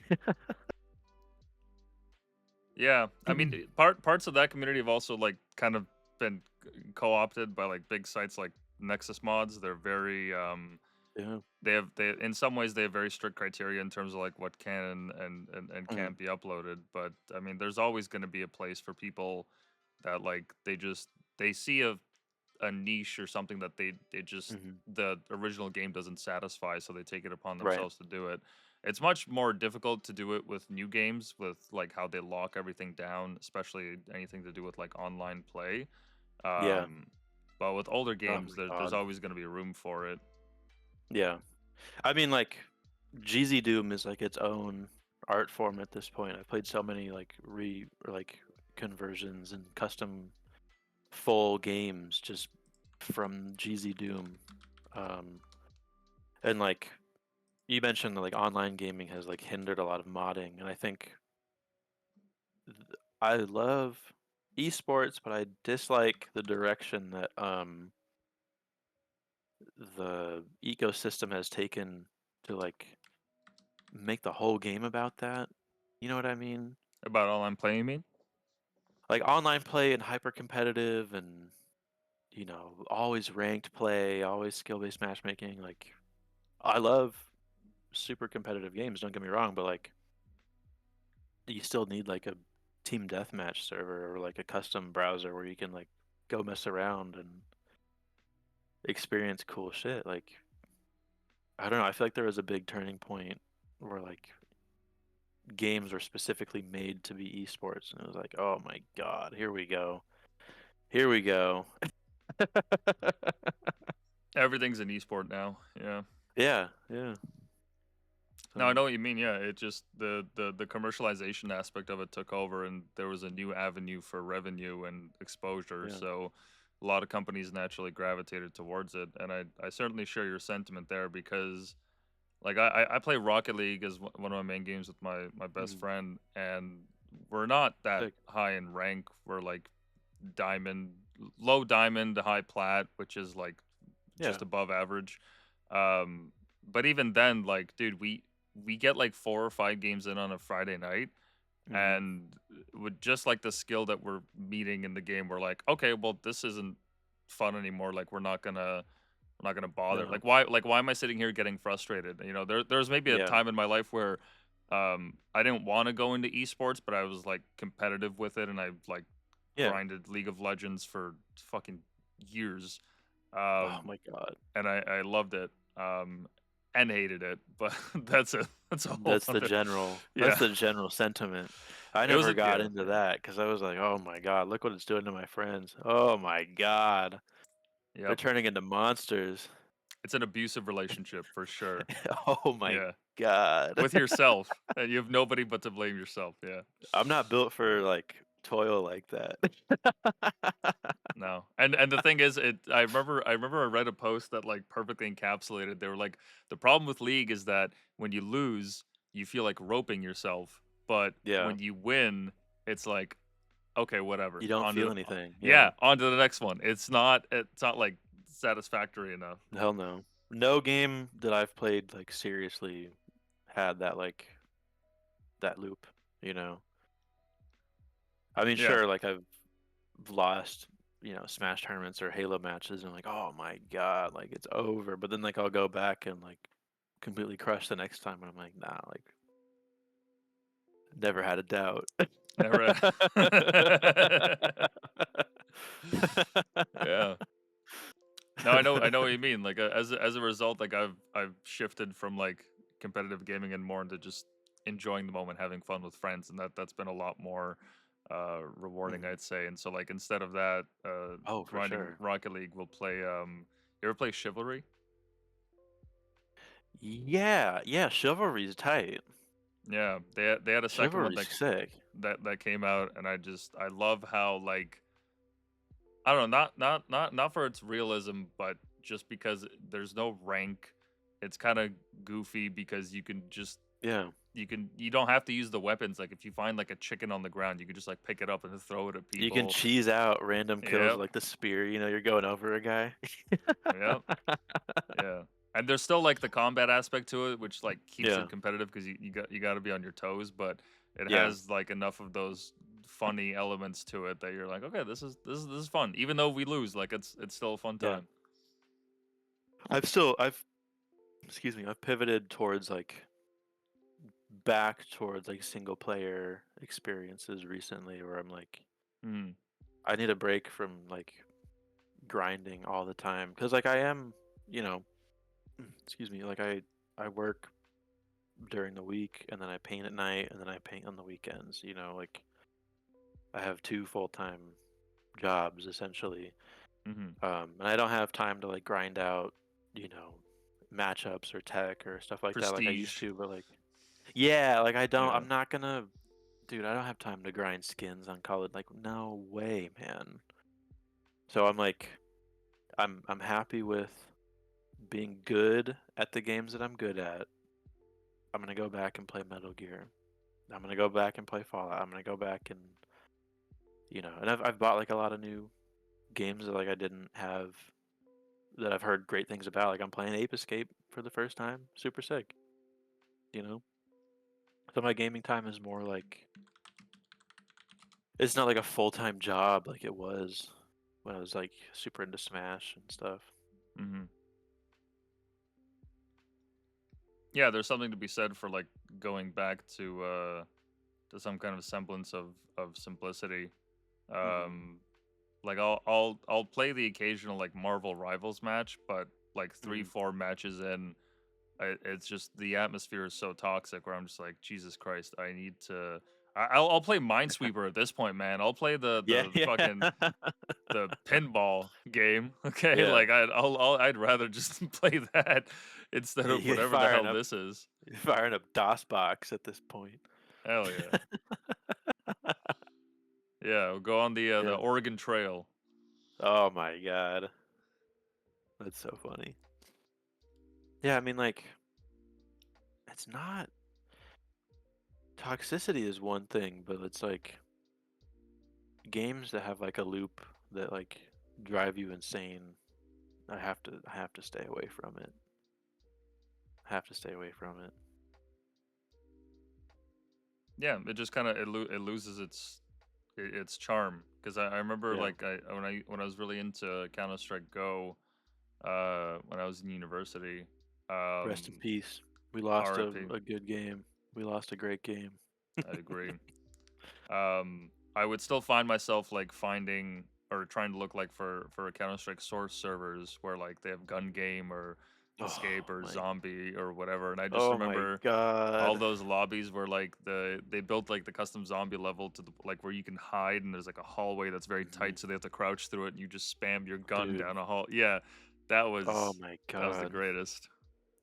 It's simple stuff like that is like the reason why like I love games because it's like it's so dumb but it's so fun and your friends are all laughing and you're having a good time. Yeah, there's always somebody You know, that has I like the helicopter mic or like the yelling yeah. background as it like in some kind of a land cafe in Brazil or someone's whatever. someone's vacuuming. You're just like, oh my Yeah. god, man, the dog barking. Somebody's like blaring music through their thing. Yeah. It's so awesome. I'll take that over being top frag any day of the week. Any day of the week. Yeah, I've It's so noticed much that fun. with a lot of new games, they're I guess for the sake of commercialization and trying to keep it open to as many people as possible, they've Mhm. gotten really, really, really restrictive in terms of like I remember you used to be able to just upload a photo to Counter Strike Yeah. and that's your spray, and you could spray it Oh my however many god. times you want, I anywhere used to on the see map. Oh vile things in yeah, Counter Strike. yeah, It's like that's illegal, my man. You can't you yeah, can't be showing that. yeah. And you're forced to look at it. It's just there. Yeah, it's like you lose and it's like right there on your face. You're like, oh my, I'm 9. Yeah, But yeah. like, I get it. Hey, I customized my emblem in Black Ops 2. It wasn't absurd, but like, come on, we used to do that shit. I lived through the Modern Warfare 2 online parties. I've had everything shouted at me, which I Oh yeah. don't. When I talk about that era of games, people are like, "Oh, like remember?" And I'm like, "Yeah, like that wasn't good. that wasn't a good thing. But like, Yeah, just death threats. Like the moment you open your mic, you don't even say a word. yeah, like Yeah. that's I don't think that's a good thing. Like, but like shutting off any opportunity to talk to someone, I think that's far worse. But I don't know. Like in Halo Infinite, like you join a match, you're there with the lobby, and the game ends, and there's no like post game lobby. So like if you're talking to someone, it's like, all right, see you, man, forever. Like Hmm. you can't make a friend. If someone was like talking shit, mute their ass in the lobby. Like you don't you have agency. Like I don't. They Yeah. just said that marathon there won't be proximity chat. You know how funny proximity chat is? Oh, it's the best. It's the It's best. the best. You can't prevent, people being crazy online, but again, like you kind of lose the ability to meet someone cool. I don't know. I don't know. No, it's true. It's true. It feels like a lot of the games that are coming out now, they're just very sanitized, made to like the experience is very, very strictly catered by the designers, and there's not really a Yeah. lot of room for people to kind of explore and just kind of push boundaries and see what happens. Because as you said, It's like like everyone has agency, they can mute them. It's no big deal. yeah. I again, like I don't remember negative voice chat fondly, and I'm like very active on the mute button, but like there's something that's kind of lost. Yeah, but I mean, on the It's flip side, it also like it leaves room for any developer, anybody that wants to make Mhm. something of their own, to just be like, screw it, we're going back to the old days. We're winding it back, and we're gonna let our players, have full reign of customization and whatnot. Mhm. I don't know of any of For those better or off the for top of worse. my head, but yeah, there. I'm sure there's people that are working on that kind of stuff right now.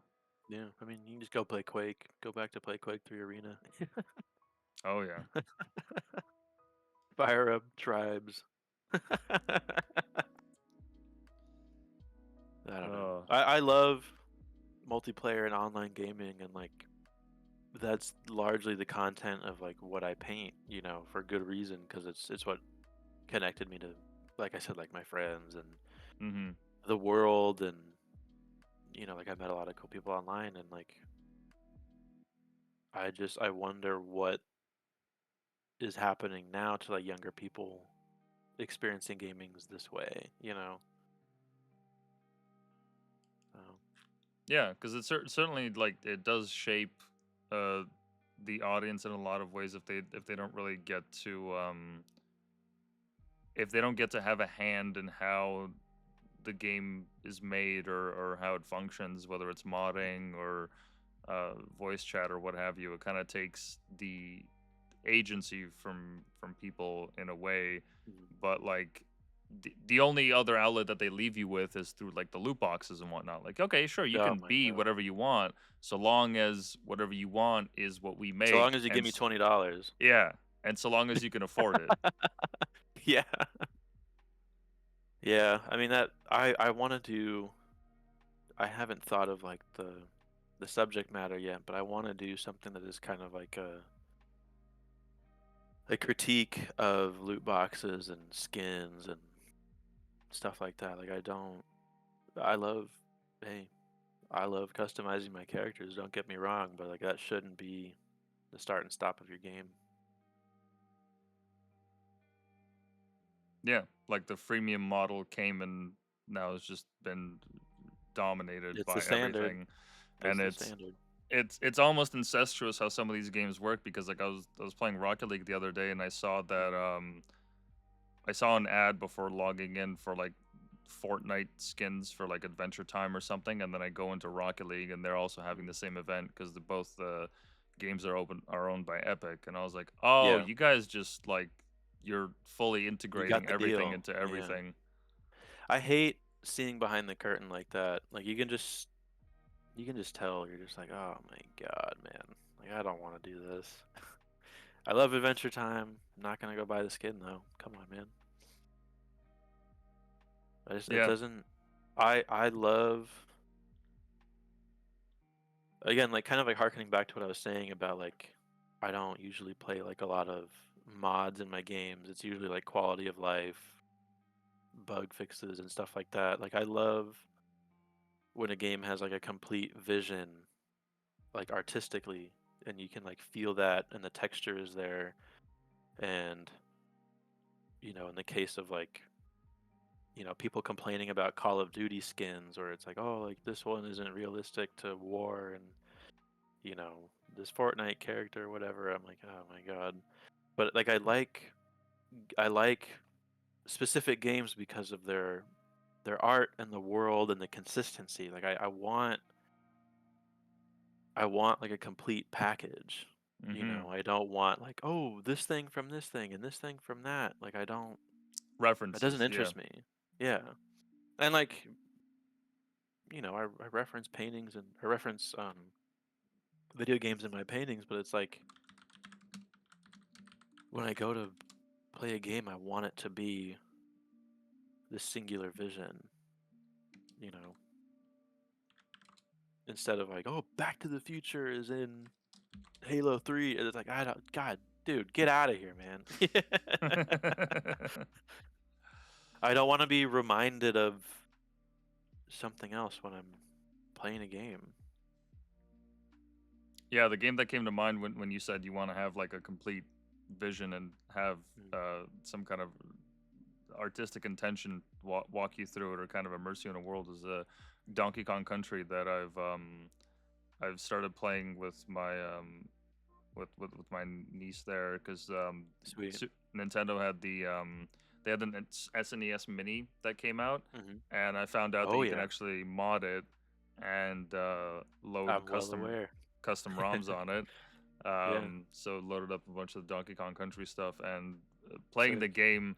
It's obviously graphics are like simple and whatnot, but that's not why you play the game. But Hmm. the score, the feel of it, the Hmm.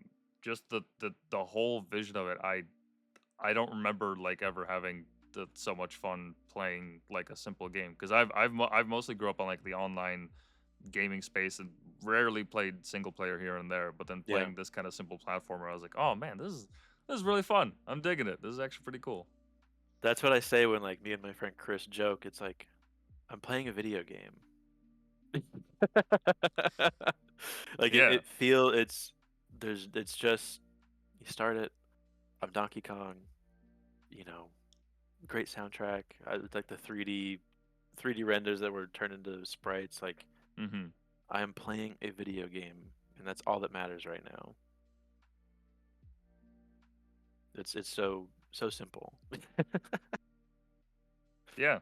It's perfect. You know exactly like Yeah. how the controls work. That you jump on the Hmm. bad guys to kill them. There's no need for like Hmm. some backstory or references to any other games and whatnot. Like you can just Yeah. drop into it not knowing anything about Donkey Kong and just have a great time. Yeah. Yeah. And I think that's special. I think that's really special. Especially because like you said, like you're playing with your niece. I think like that's the strength of games like that like transcend time. Whereas like Mm-hmm. the live service games, it's like, oh well, I had this battle pass 3 years ago, so I got this item. You know, it's Yeah. like, oh, 15 years from now the servers are off, and oh whoops, you can't play that game. But I have good memories of it. Yeah. Yeah. Or like how I think it was Ubisoft that made the move to the point where like they outright stated that people that buy the games on their service don't actually own them and that they could be Right. removed from their inventory at any given time. For Which is any like, reason, yeah. bro, I remember when I used to like get cereal and there was a CD in there that would give me the demo and that's it. I owned that demo and I Yeah. could play it as many Yeah, times yeah. as I want. Like, what the hell is this? This is Right. ridiculous. It's so funny. It's so funny. Yeah, magazines coming with demos and stuff. Oops. Oh yeah. Yeah, I want to do I don't know how I would do it again, but like kind of like a shareware version of paintings at some point where like it's released either through disc or not floppy disk, but like some other like transportation. media where like Hmm. whole series is only viewable through this demo in this shareware version. Whether that's like a game or um, just like a slideshow or something. I don't know yet, but it's something I've thought about doing to kind of like harken back to like those free discs that you would get. Yeah, that's an interesting idea because is if so long as there's no digital copy of it that you upload yourself and you only release it through the Mm. discs, it's like it's a digital media inside of a physical media. I mean, it's basically like if a photographer was selling SD cards instead of their Yeah, photography. yeah.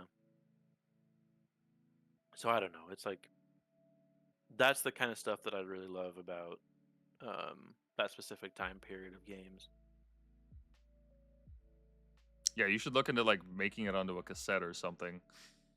Something, something unexpected where it's like kind of an inconvenience to get access to, but like figure it out. Yeah, Yeah, it'll be fun. or even like a, I guess, could even do like even like a cartridge. But I don't even know how you'd go about that. That's not too hard. That'd be cool. You get like third party empty like Game Boy cartridges or something and use the ROM dumper and just put it on there. Yeah, you could even go as far as to like make like an actual like a physical like game case and have like how they used to come with the flip book. You could have Yeah, like previews of the a pieces little in there or manual. something. Yeah, Yeah. Have a artist statement or something. that'd be wicked. Yeah, that's actually a Yeah. really cool idea for some physical art. Yeah, that's like the not like end goal, but like that's like the next step, so to speak, is like how do I then like paintings exist but they're on the wall, but then how do I like filter them and have them have this like metamorphosis where they turn into like this other analog thing where you have to like experience it yourself. You know what you could do? You could I don't know if this is possible, but I know that the Game Boy used to have a printer attachment. Hmm. You could do like I don't know if it would work with I don't know how it would work with like cartridges or whatever, but you could make it so that like the Game Boy would print out the painting, and that's the only way that you could see it. It would probably be like low That'd be res as cool. shit, but still. Oh yeah, I have one somewhere, but like you can still get like the tape and stuff. Oh, that would be kind of sick actually. The main thing would be like menu interface and then have it pull. Yeah, never mind. I could do it. And even like and you could do it in a way so that it's like the it wouldn't just be like a single printout of like a small like however big the tape is. You could do it in like Mhm. pieces. So like this one will paint like 40 pieces, and you got to cut them out and arrange them and like make it Oh yeah, yourself like actually. arrange. Yeah, Yeah, yeah. oh, that'd be cool. Hmm. Interesting. Hmm.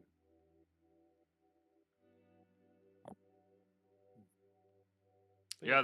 there's something to that because I remember like whenever I'd get a game, the first thing I'd do is like look through the flip book and see all the different like concept art, Oh, for sure. instructions and whatnot. There was like that bit of lore to it just kind of added Mhm. to the joy of playing it. Because nowadays, like the lore is like in the cutscenes or Yeah. in the hour-long tutorial that you have to do at the beginning of every game, and it Right. doesn't feel as Or audio logs or whatever yeah, the hell. Yeah.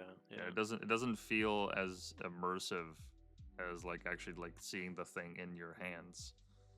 Yeah, and like I reference those, and like I have a scanner, so like I scan to get like the highest possible quality, like micro images of the games, and I pull from like guidebooks and stuff like that because there's a lot of like stuff that isn't in the final games that are within those Mm-hmm.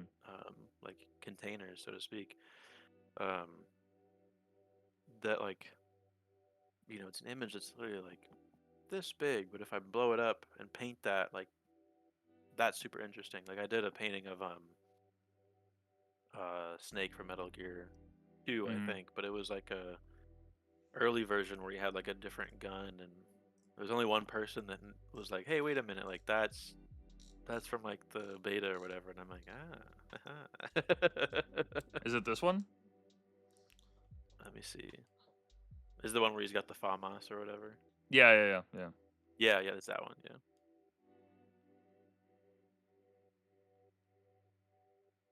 that was a good one. It's a big painting too. But again, it was like the smallest corner of a magazine photo, and I was like, oh, like that would be cool because it's a good pose too. Yeah, I that actually when you mentioned that magazine idea, I remember whenever I'd go to like grocery shopping with my mom, first thing I'd do is just make for the magazine section and get the game mags out, whatever it was. Like Yeah, I think it was, I don't remember if it was Gamer Power or Power Gamer. Nintendo also had one. there was like Um, Electronic Power magazine or something like that. yeah, PC Mag as well. Yeah. And I just remember like some of the ads were like really outrageous Oh compared yeah. to like game ads these days. And then that also reminded me of how um, you may or may not remember how like the box art for GPUs used to have just like the Yeah. absolute like whacked out like LSD trip craziest Yep. graphics you've ever Yep. seen. And then you open it up, you're like, Oh oh, yeah. this is just a piece of hardware. Like I nothing Yeah. Oh, it's impressive just about a it, but the Voodoo 2. yeah, yeah. Yeah, no, it's like that that too, like the product and advertisement side of it where it's these insane renders. Like I have folders and folders of scans and um archive images of that where I just sometimes I pull it in and use like the poses or just stare at it to try to make sense of it. Yeah, they were wild. I have a vintage Nvidia T-shirt where it has like a 3D render of like a mermaid on the back, and it says "Drench your senses." Like that's oh man, that's so cool. Yeah, Yeah, that's a one of the piece of best. memorabilia right there. Yeah, yeah. Yeah, So it's like like uh, old ads like this, they just had some soul in them. yeah, crazy. Oh my god, is that the Ultimate Warrior? Yeah, yeah. Oh my god. What was there was one. Hmm, oh, I can't remember the name. Hmm. Oh, I have it somewhere, but I didn't realize Adam Sandler's Little Nicky had a game. What the hell? oh yeah, yeah, yeah. What Cult the classic. hell? No, I don't know. That's wild. Yeah, but it is like how I see it. Like when I draw upon, um, like the advertising and the marketing. It's like this. I don't want to say anti-capitalist, but it is like inherently like the reverse side of it, where it's like you take something that's meant to sell you something and turn it into fine art. It's like it completely like nullifies the meaning of that, but it also Mm-hmm. like is like an incredible like counterplay to um like it's like anti-consumerist versus anything new that is like trying to come out. You know what I mean? At least that's how I see it. Yeah, it's it highlights something that seems to be of like forgotten or just left by the Mm. wayside. Um, which it's interesting to see this style pop up more and more because you're not the first artist that I've seen that like kind of try to capture this style. Um, but it makes sense because now like people that grew up on this stuff like you and me in our late 20s Mhm. um there's this kind of not rejection, but more like just embracing something that existed in this kind of spirit that existed pre 2010s, Yeah. that just doesn't seem to be as important or like considered anymore. And it's not to say that that spirit doesn't exist in the creative outlets, whether it's gaming or design or art. It just seems that it's transformed in a way where it's it's hard to kind of have the same passion or admiration for this kind of stuff, Yeah. as it was like back then. It just seems like there's the turnover rate is so quick on all these creative ventures that it's it doesn't give you enough time to actually like invest, hours and hours into it. Like there's still people playing CS 1.6, but Oh nobody's yeah. playing like the latest, I don't know, FIFA from 2 years ago or what have you. Yeah. It just But it's there's like a recycling machine of it. I am not like, as for Counter Strike as an example, like I'm not good at it, but I'm obsessed with the history of it and the legacy of it, and kind of like the lineage of the players and the different um, meta games between each release. Like Source is wildly different compared to 1.6, Oh as yeah. is Go to 2.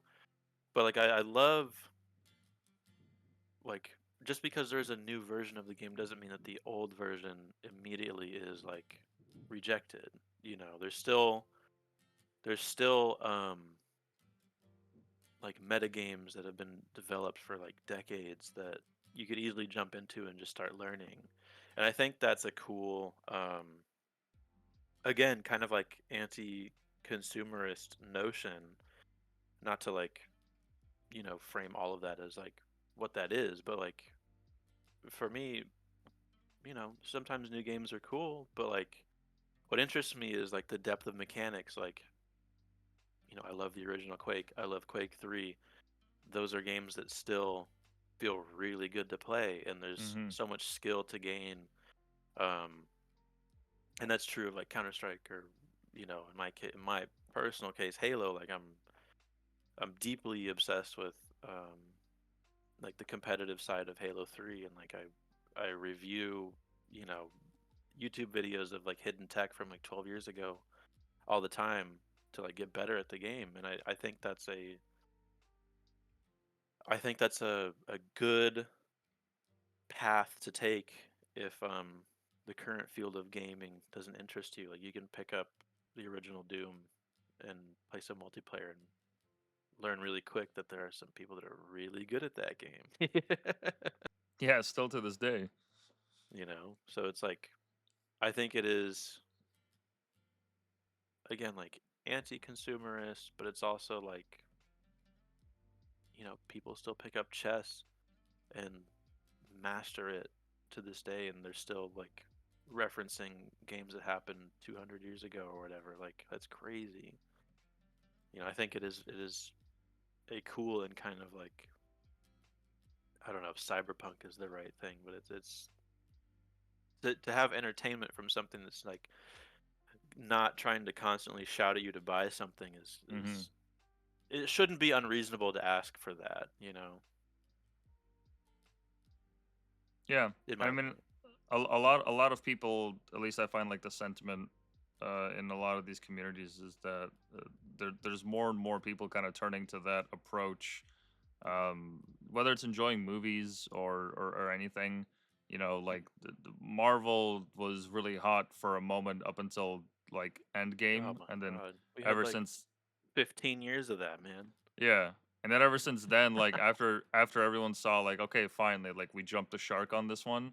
And Hmm. ever since then, like their projects, like yeah, they still get views and whatnot, but people are like, okay, we understand your formula, we know what the play is, but Yeah. it's just not, it's not entertaining. Like at this point, it's like it feels completionist to Mm. watch their stuff because you're like, okay, I'm not even watching it because it's I enjoy it. yeah, it's more just like I just want to know like, oh, like how did Marvel like do this with this character or what have you. Like it just feels like you're trying to Yeah, rack yeah. up achievements instead of That's like funny. enjoying the process. That's what it feels like to me Yeah. anyways. That's really funny. I haven't thought of it like that. Yeah, I'm like achievement the MCU. yeah, like I grew up like reading comics, and I loved Spider-Man, the original Raimi, trilogy. Oh yeah, Um, of I course, was like of course. big Marvel fan, but now I'm like I don't even The original know. X-Men series. Oh my Oh yeah, god. The movies though, those are I'm crazy. still I'm still I'm still a little depressed about how Spider-Man 3 turned out, but that's okay. The first two are good enough. Yeah. Damn. But yeah, no, it just like that's what it feels like with the amount of stuff that they're just like pumping out. It's like Mm. I can't be bothered, man. I haven't even seen like the last 4 or 5 or like whatever movies. Like I'm over it, man. It's a I don't really full-time care. job, and you're just like, can I go experience art for once? Like, like, why are there no good movies? Yeah. Yeah, no, they're out there. It's just Oh yeah, they don't hit the yeah, mainstream. There's like I love the yeah. fact that like indie studios like A24 have come into the forefront, and Mhm. they're getting a lot more attention, or just people that are putting up movies on like YouTube. Like the one of my Yeah. favorite videos I've seen, and I'm not even into this world at all, but like Warhammer 40K, there have been a couple Oh my people god. that have made Yes. really outstanding shorts that are like 20 minutes long or something that are Mhm. like so well done you would swear it's like a the sneak peek to a movie they're making, but no, it's just some Mhm. like fucking cracked out guy in his basement, you know playing around in Yeah. Blender until he gets it right. It's so cool. Yeah, and that kind of circles back around to like the like lone hobbyist or tinkerer or like modder, like the outskirts is where like all the cool stuff happens. And even if like, Hmm.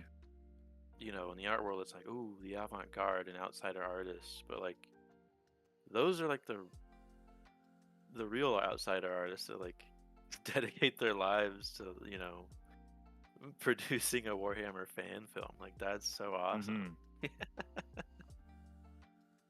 And like it just Absolutely. it just I don't know, there's I don't know, it's so cool. I love that stuff. Yeah, or people just like working on mods for like a game that has been updated in like decades, but they're just doing it Yeah. because it's a passion project of theirs. Oh yeah. On another note, I see your Half-Life painting there. Do you think we're ever going to get a Half-Life 3? If we do get it, you wouldn't want to play it. I You think so? promise you. Why is that? Look at the gaming landscape, dude. But Valve's been like their creative directors, like whoever's in charge of their development, like they're doing really well. Apparently, Sure. the Alex VR game was actually quite good. Haven't touched it. I wouldn't know. It probably, hey, I mean, it's probably good, but like I lost hope a long time ago, and I think that's fine. I'm fine with that. Fair enough. I do remember I'm fine. that the script for the end, I don't think it's ever been fully confirmed, but Yeah. it leaked out into the web, and I remember reading it, and I was like, oh, that's a pretty satisfying end. I really would have liked to have enjoyed that. Yeah, I think I read the same um leaked script or game structure, whatever the heck it was, but Hmm. yeah, I don't know. I mean, it is like obviously a meme, 10,000 years in the making, but there's no way it could live up to what it could have been. I actually just remembered there is uh, there is a company, an indie dev studio that is making Half-Life 3 based on that script. I can't believe this just hit me now. Whoa.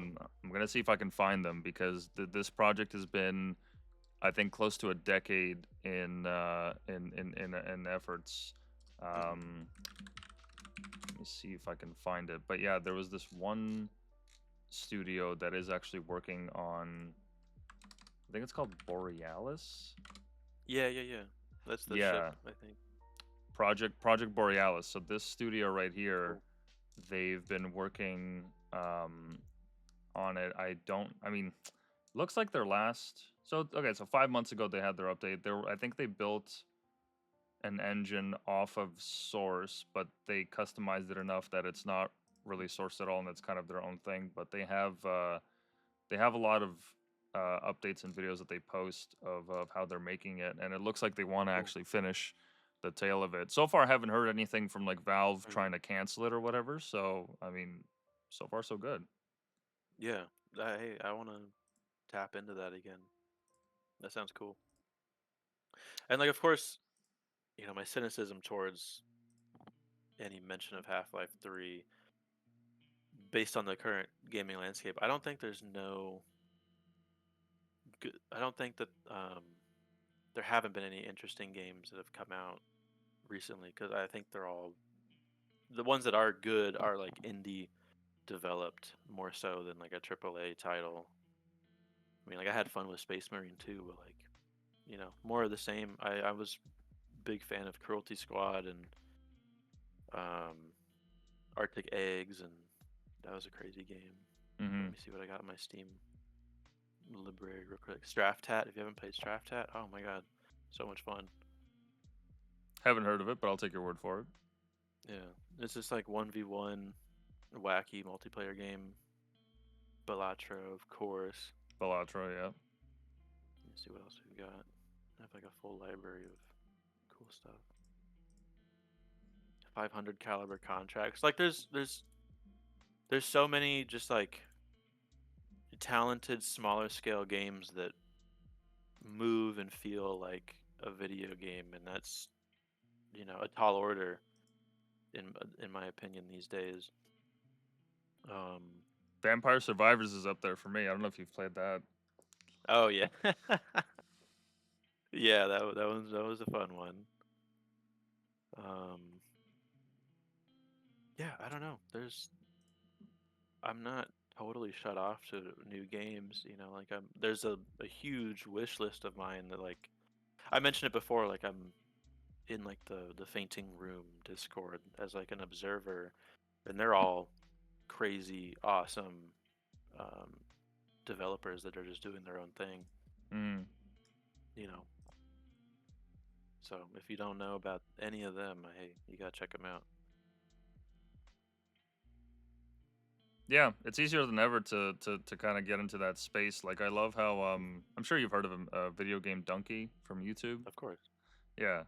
I love that. I love that he's progressed from doing like reviews of games and like commentary, and now Hmm. he actually has his own studio where he's crafting games based on this Yeah. vision of just making good games that are playable and fun for people. And now like the games are on every platform, including Hmm. Switch, and it's been great to see his journey like that, and I'm glad that there's somebody that's kind of fighting for that original spirit because you can tell that he cares, that he genuinely Yeah. cares about making good stuff just for the sake of it. And we need more of that. I think like a good, honest, again, like complete vision of a game or a vision of like what games you want to see and like fun. Like I think that's really cool and kind of noble in a way because it's like before it would be like producers finding indie film creators that would you know develop this whole body of incredible like indie filmmakers, but now it's like we need that for games, and I think that's an awesome thing, so thank you, Donkey. Big shout out to Donkey. Yeah, the man. And of course all the people that make the games. That's what it's Yeah, all about. we just want to have fun at the end of the day. We just want to have fun, I see just some want to have cool fun. shit. Play 3 verses. That's right. Yeah, I'm not totally shut off to new games. I am looking forward to that new marathon though. I know a lot of people are disappointed, That's by but Bungie, right? oh yeah. They just had a new trailer Oh drop yeah. today, I think. Uh-huh.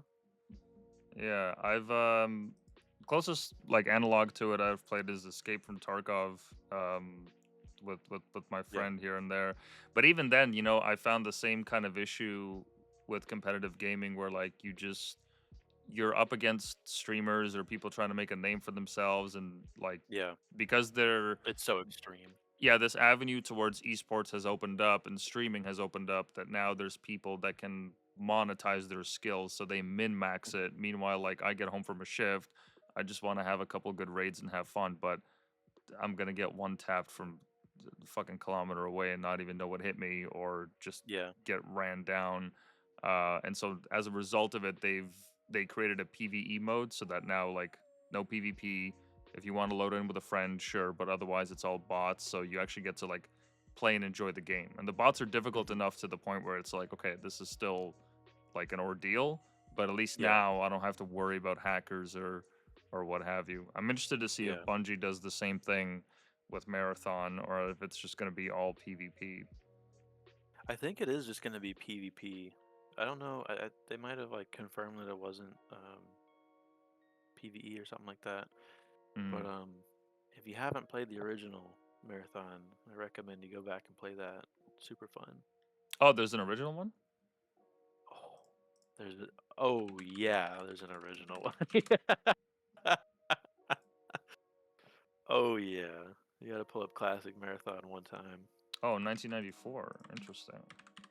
This is before Halo. This is. I don't want to say anything. It's just so good. Okay, so it's like, Yeah.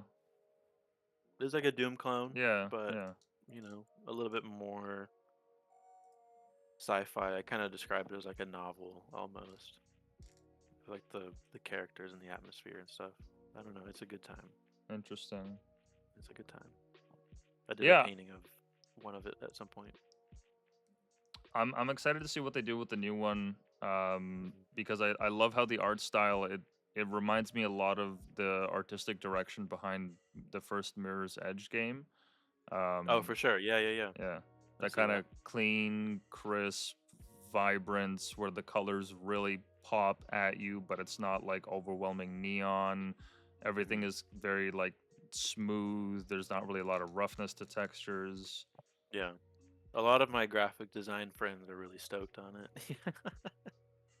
Oh, I bet. Yeah, it Yeah. looks like a feast for the eyes. Honestly, just the trailers Yeah. alone. And I know those are like they spend obviously a lot like more time into them because they're trying to get people to buy in. But Mhm. even so, like the game's gonna be pretty close to that. Yeah. So that's what I'm looking forward to. Yeah, I'm interested to try VR. I haven't really like done much in that space. I think I've tried a headset like here and there, but Mm-hmm. I know that like right now it's used for a lot of like social spaces. People will go into like VR chat, and what have you. Yeah. Yeah. Um, and it's less so of like actual like games, and it's more so of like those like social spaces. Yeah, it is interesting that like when you take out the like game qualities and reduce, gaming to just social social meetups essentially. It's like I mean I had the like the like movie theater servers on Gary's Mod where you just go and Yeah, like throw yeah. popcorn at each other. Like that's funny. That's With awesome. with Inception playing on. Yeah, yeah. You pull up any YouTube video you want. It's like I love the like there is like a pureness to like just having an online space where you can just mess around. And I think videos where people mess with like the people that take it seriously are super funny. Oh yeah, like if they're like people are like e-dating or whatever, and like Yeah, yeah, Ugandan knuckles yeah. coming up to them and spitting on them. You're like you're like a crazy looking player model. Like I Yeah. think that push and pull is just so fun, and I don't know, that's the art to that game or that type of space. Yes. You walked through me. I have what is it where they have like the phantom syndrome where it feels like you're being walked through. Oh yeah, if they have like the full bodysuit, yeah, yeah, yeah. That's so funny, dude. Oh my god. Damn. Yeah, I need to do more of that. I would be interested to see if there's gonna be any kind of development into like AR gaming, because really Mm, the only one that I know of that was like famous was like Pokemon Go, and even then it's like it's mm. AR in the sense like you scan the location, but you're not like actively walking around the world with a headset or something like that. I wonder if anything Yeah. would pop up from that, because like Apple has their headset, Hmm. Meta has some glasses that they made, and there's a couple of companies operating that space right now. But it would be cool to see how that works. Yeah, just make it the worst possible outcome for reality. You just like have like AI covering everything shitty around you with like Reddit stuff. Or like everything is on an unskippable ad every screen you look Yeah, at. yeah. It's just like, oh my god. Like, that'd be so funny. That'd be so crazy. I know like there was like a small push of um like AR fashion stuff where it Oh yeah. attaches to your body, but like it was clipping through your arms and stuff. Like Hmm. I don't know. I don't think we're there yet, but it is like I don't know. Like when I'm outside, I don't want to be gaming. I mean I do, but like Yeah, I get what you mean. it's Keep them separate. there has to be like there's got to be a limit somewhere. You got to moderate somehow. I don't want I don't want every second of my life to be a screen. Like I love going outside and touching grass, as they say. Hmm. But yeah, I don't know. I don't know. That's a scary thought. No, it is certainly a good concern to have, because the thing is, people have kind of forgotten about this, but when Pokemon Go initially came out, there were a Mhm. couple of scandals where they purposefully set up like the Pokestops that you had to go to at certain businesses and Yeah, bars to drive traffic. Now, yeah. that's one thing. The other news story you may or may not have heard of, I think it came out in the last year or two, is that the company that made Pokemon Go Hmm. actually has made several AR games, and they have now transitioned to a company that is selling spatial data, so that Yeah. all those photos that people have taken of all those places they've been are Hmm. essentially being used as scans that they now Right. sell to whichever company wants to use that data, which is actually really useful for training robots, because now you don't need to send them out in the real world. When you have all this visual data, you can just simply program Right. into them. Yeah, I think that is like I think that's malicious. Deep down, I don't. I mean, I love Pokemon Go. I played it a lot. Um, Good memories attached to it, but I think kind of like underhanding it to serve as like this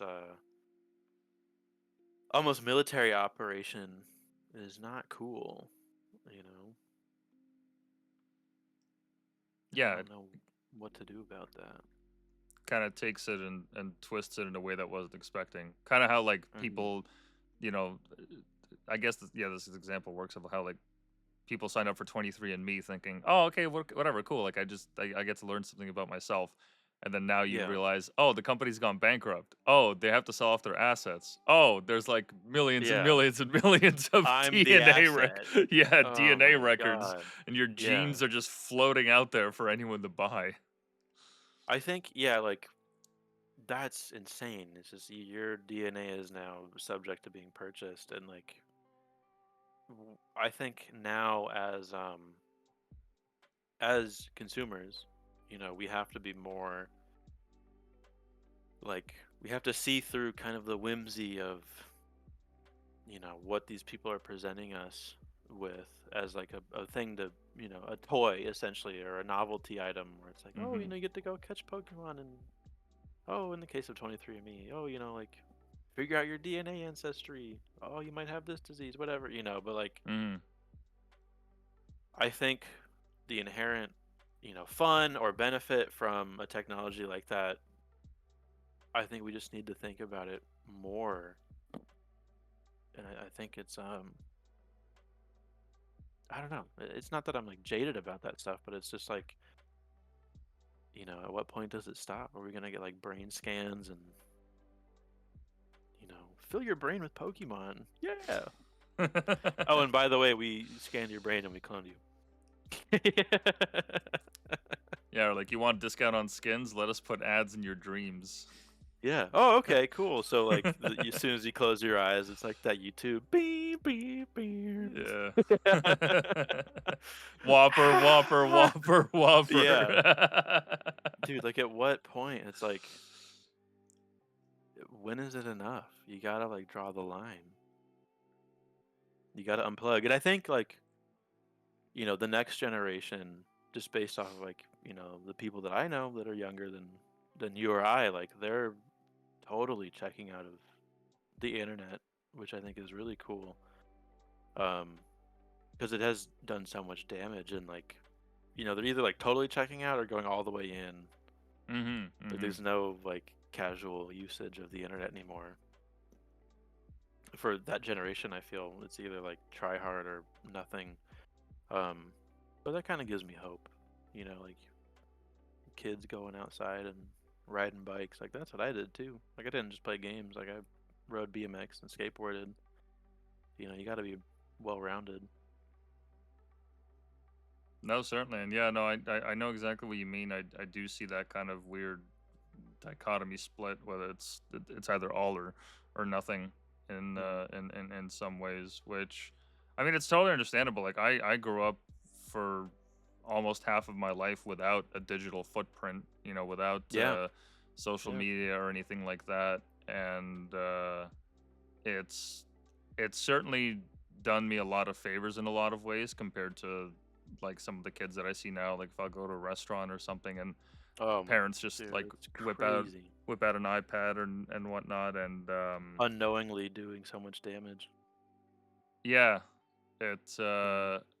especially with the kind of content available these days. Like I find myself whenever the topic of like me wanting to start a family comes up, I Hmm. kind of return to this idea of like, okay, well, we're all conditioned in some way, shape, or form, and now more than ever, it's never been as important to consider like what kind of conditioning you're letting into your personal life, whether it's the media you Yeah. consume, the food, the relationships you have, whatnot, because almost everything is attached to an algorithm, and Yeah.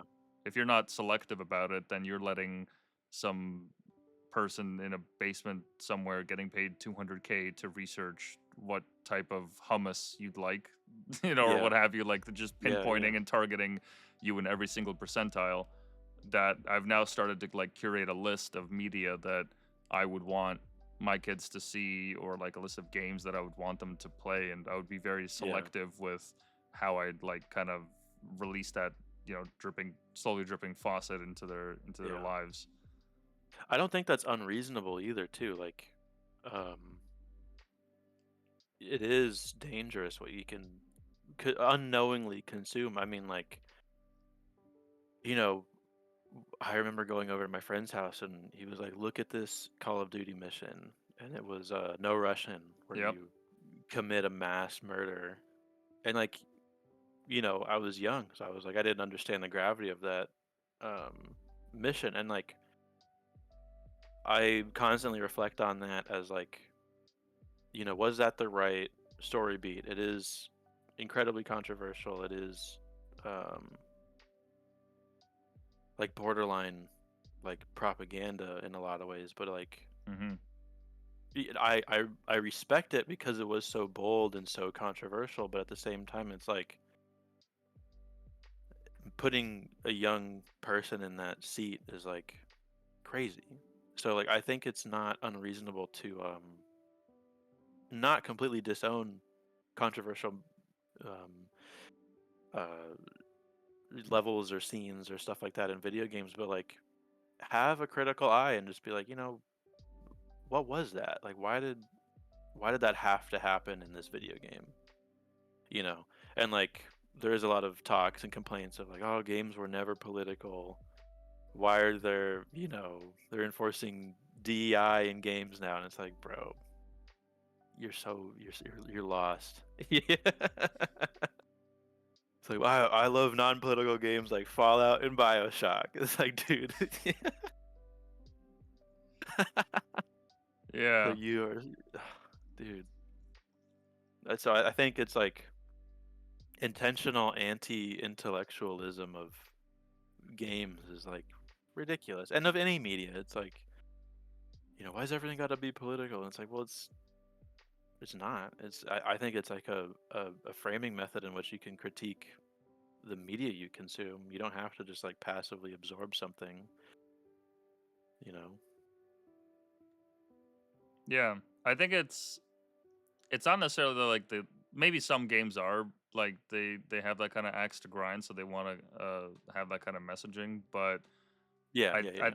I think it speaks more so to like just how everything seems to be a lot more polarized these days. I mean, I Yeah. get exhausted scrolling Twitter sometimes because I'm just like, geez, like, not everything has to be a take, man. Like, you don't, it doesn't, you don't have Yeah. to Yeah. like in tech circles, I find it like people are so adamant about like whether it's coding languages or like what Mhm. have you, new AI releases, new news. Like the game to get the Elon bucks is so important that they're like, look, if you do this, you're an absolute fucking idiot. And dude, it's just an opinion, man. Like it Yeah. doesn't have to be so polarized. It's not the end of the world. Like you could just like not consume that content or not consume that media. Nobody's like It's that forcing you to simple. watch it. It's Yeah. that simple. There's plenty of movies that Yeah. came out in the 90s and the 80s and the 70s and even the late 1800s that you can watch. Like you don't have to Mhm. consume the latest greatest thing. It's fine. So like it's okay. Yeah. It's not worth stressing over. Sit this one out, man. Like it's fine. It's okay. It's okay. So Or yeah, just like I don't know. wait for the reviews to come in. You know, see some gameplay on YouTube and be like, okay, and I know what this game is and I'm just not interested. And not Yeah. like you don't have to be the first like to buy. You know, Or it's okay. heaven forbid you think of something yourself. Yeah. More importantly. Yeah. God forbid. That's what I think of, like, I don't know. There's so much negativity online, and it's I've been on the receiving end of it. People call my painting shit or trash, whatever. I'm like, there's nothing you can say that I haven't already said about my own work. Number one, yeah, like you realize you're talking to an artist, right? Like Yeah, do you understand how like our minds work? Like do you yeah, do you even have a fraction of understanding? yeah. But it's like any sort of I don't know. It's a constant stream of takes, like you said, like, and it's just I don't know. It's too crazy. Yeah, And I like when mean, yeah. people come to me where they're like, "What do you think of this?" And I'm like, "I think this, but also I'm a guy that paints video games, so like take that with a grain of salt." Yeah. you know, It's not to probably like yeah. get rid of any agency, but like, you know, realistic expectations. Yeah. It's probably something to do with like just how the medium operates, like just the fact like Mhm. likes and retweets and all that, it maximizes for whatever's gonna get the most engagement. Like that's why the most popular accounts on Mhm. Twitter are all these like either clickbait farming or like cute animal videos or fight Yeah. compilations or war footage or whatever. It's just it Oh my god. maximizes for Yeah. whatever is gonna get the most engagement, but that doesn't necessarily mean that that is like the best thing. And No. thankfully, I you yeah. know, I try to as stay as far away from that as possible because it's like mhm, I don't want to compromise what I want to do with the medium and what direction I want to take. I don't want to compromise that for, you know. some quick and easy interaction. Like I don't. Sure, you know, my subject matter is and often will be cited as like nostalgia driven stuff, but like that's not the start and stop of what I do. Like I Mm-hmm. like to take it a step further and really think critically about the why and the how, and where it fits in the grand scheme of the art history canon and where that will take me. Mm. It's not just like here's Blood Gulch today. It's like, okay, well, like, you know what was the inspiration behind that map? Why did they make it inspired by this location? How can I honor the history of that, you know, painting school that is in that same location, or how can I subvert that? Like Mm-hmm. it is ultimately just like, you know, video game painting, but there's so much more under the hood, you know. Yeah, there's something to be said about curating your approach to either enjoying art or Mhm. making it yourself, that you can't just simply get it by trying to like play to whatever the meta is in whatever field it is. Yeah, Like it's never. Yeah. just as a side example, this is a project called Token.tv. It's made by this developer I found on Twitter. Hmm. He got tired of like seeing all this slop on his timeline. He's like, screw it. Instead of complaining, I'm actually going to do something about it. So he Cool. created, I guess, like a review based model for uploading videos. So you would go on YouTube, find a video, um, and you get to, I think, post like one or two a day on your profile. Hmm. And the whole point is that you get 3 tokens a day, so you can vote which video you liked best. And the whole idea is to get like really unique and creative stuff that isn't just on the trending line, things that are like, indie creators with like 200 videos or 200 views, maybe 1,000 views, very like Oh, slight yeah, yeah, yeah. oddball Cool. stuff. And there's Yeah. videos of like in every category, and people just get to like vote. So now you actually have people paying into the process in a way, because you only get 3 tokens a day, so you choose what you want to see more of. And the Yeah. whole point is to maximize for uniqueness and just getting that kind of novelty out of it. Yeah, instead of it just like falling into your lap or whatever. Mm-hmm. Mm-hmm. That's cool. I like that. That's cool. I have to check that out too. Yeah, I find there is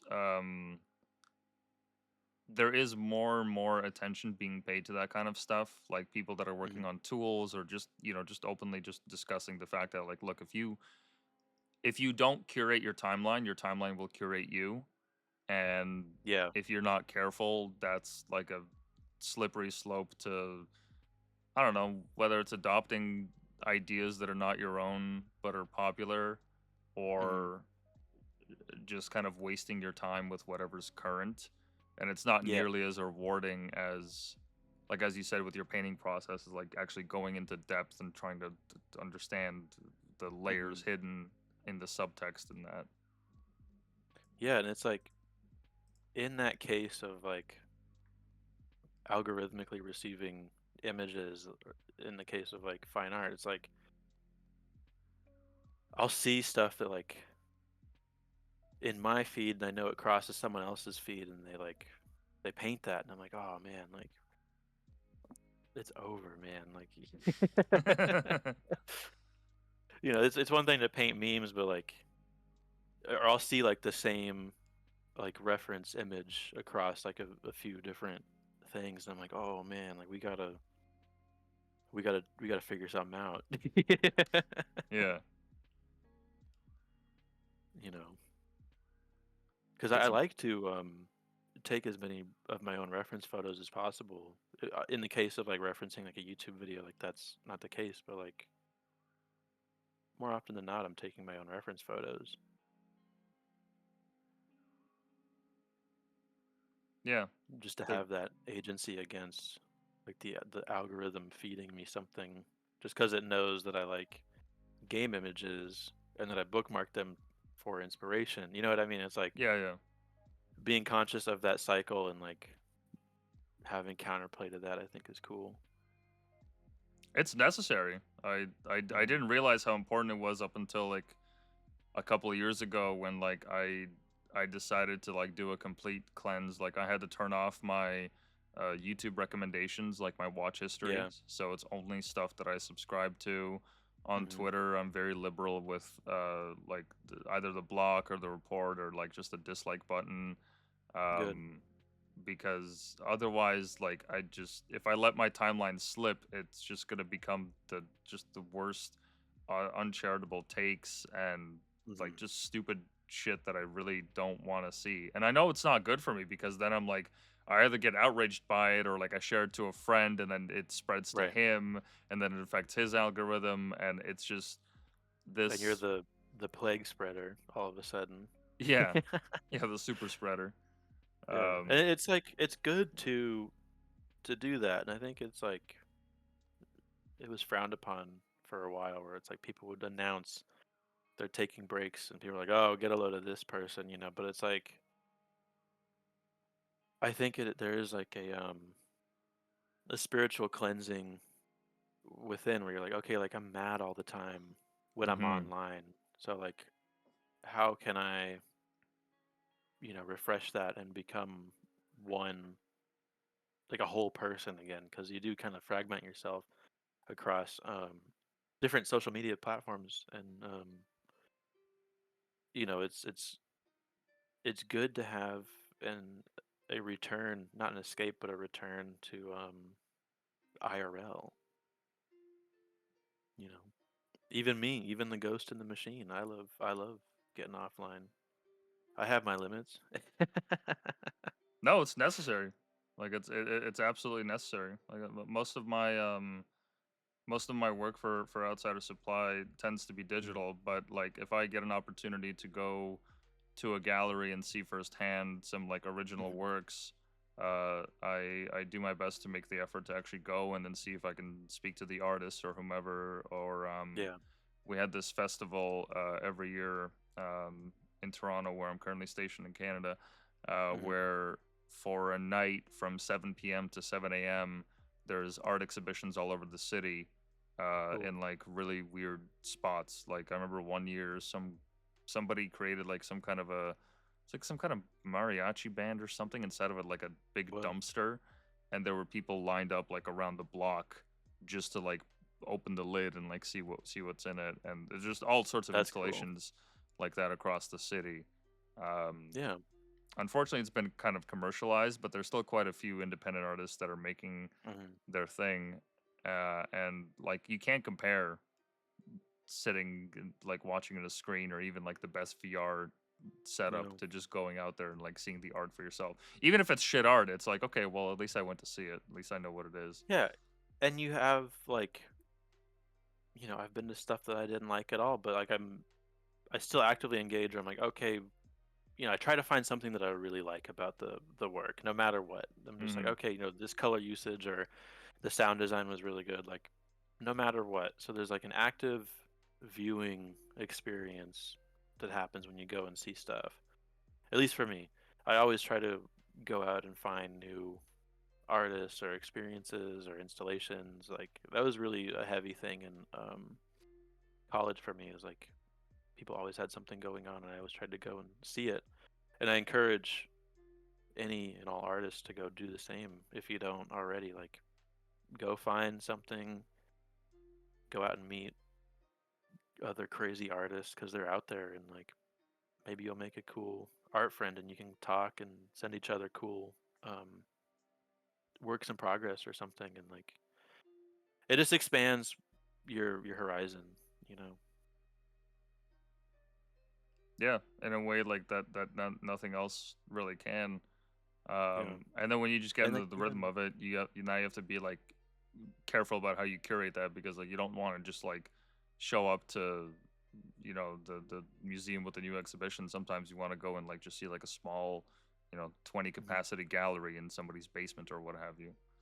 Yeah, and that's often where the coolest stuff is, or the most head scratching stuff. Where you're just like, I didn't think I would enjoy that, but hey, I loved it. Yeah. And like often in my experience, like when someone commissions me or they buy an original work from me, they're like overwhelmed with how much better the original work is in person versus online. And like I take really good photos of my work, but it doesn't ever communicate how good they are in person, you know.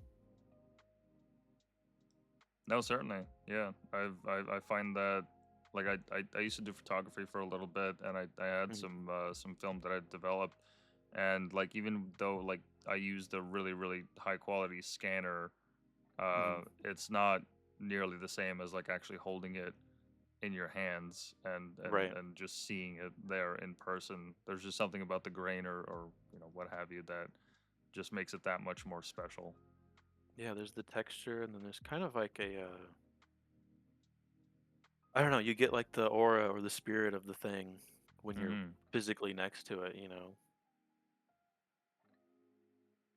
Yeah, especially if it's There's a one always of that one. like oh yeah, there's always that like I talk about this with like my art friends or like people that I mentor. I'm like, you can never be 100% like a master of something. There will always be the 20% that is like on the other side, so to speak. Like it's even if you're working your best, you'll always be like just 80% there. Whereas like the Hmm. 20% that is like the unspoken mystery void that when you are working so efficiently and so masterfully, it will, fuse into whatever it is you're doing and people will feel it.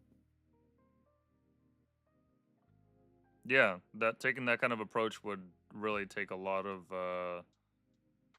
stress off Hmm. somebody. Like the not being resistant to the act of creation, even if it's shit.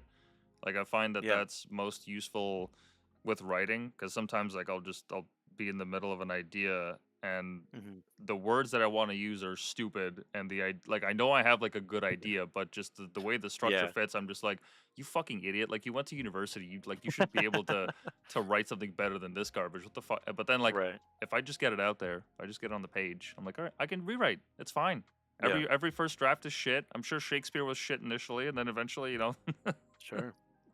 Yeah. I mean, to any artist of any skill level, just starting or master, like I follow like the waves of you know the world or whatever, where it's like some days I show up and I'm the worst painter in the world, and I just have to roll with it. Maybe hmm that day I'm cleaning brushes instead of painting, but showing up and doing the work, taking it seriously no matter what. Like you always have something to do in the studio or a sketch you could be doing or an idea that you've thought of, but like just taking it as it comes, like I said, you'll have really, really good days and you'll have rough days, and that's okay. And you just have to learn how to like read that energy level for the day and just go from there. Because like hmm I try to show up every day I can, you know. yeah and before you know it you're live streaming on an Outsider Supply podcast. Yeah. Just like that. That's right. It's just that easy. But just show up. Right on. Well, hey, we're reaching the 3 hour mark, and that's as good a place Sweet. to end as any. Is there Yeah. anything else you wanted to mention before we sign off? Um, we have a new, like, not we, Super Potion Labs. They have a zine coming out. I'm part of it.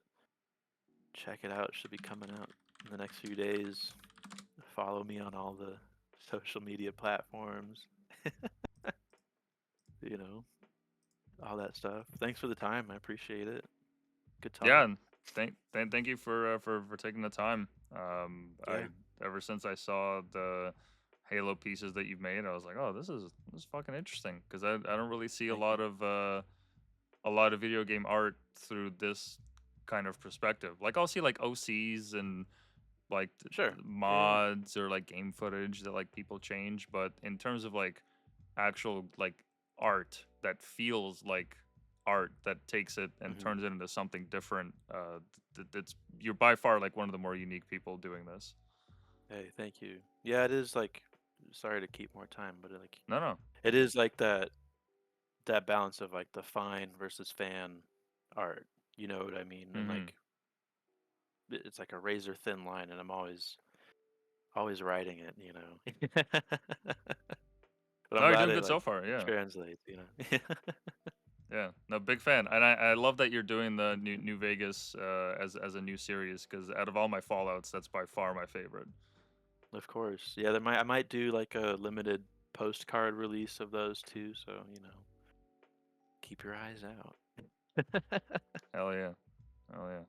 Yeah, man, it's been a pleasure. Thank you for coming on. Likewise, likewise. If anyone wants to find you, it's at artist Ryker on Twitter. Got all the socials Hmm. there.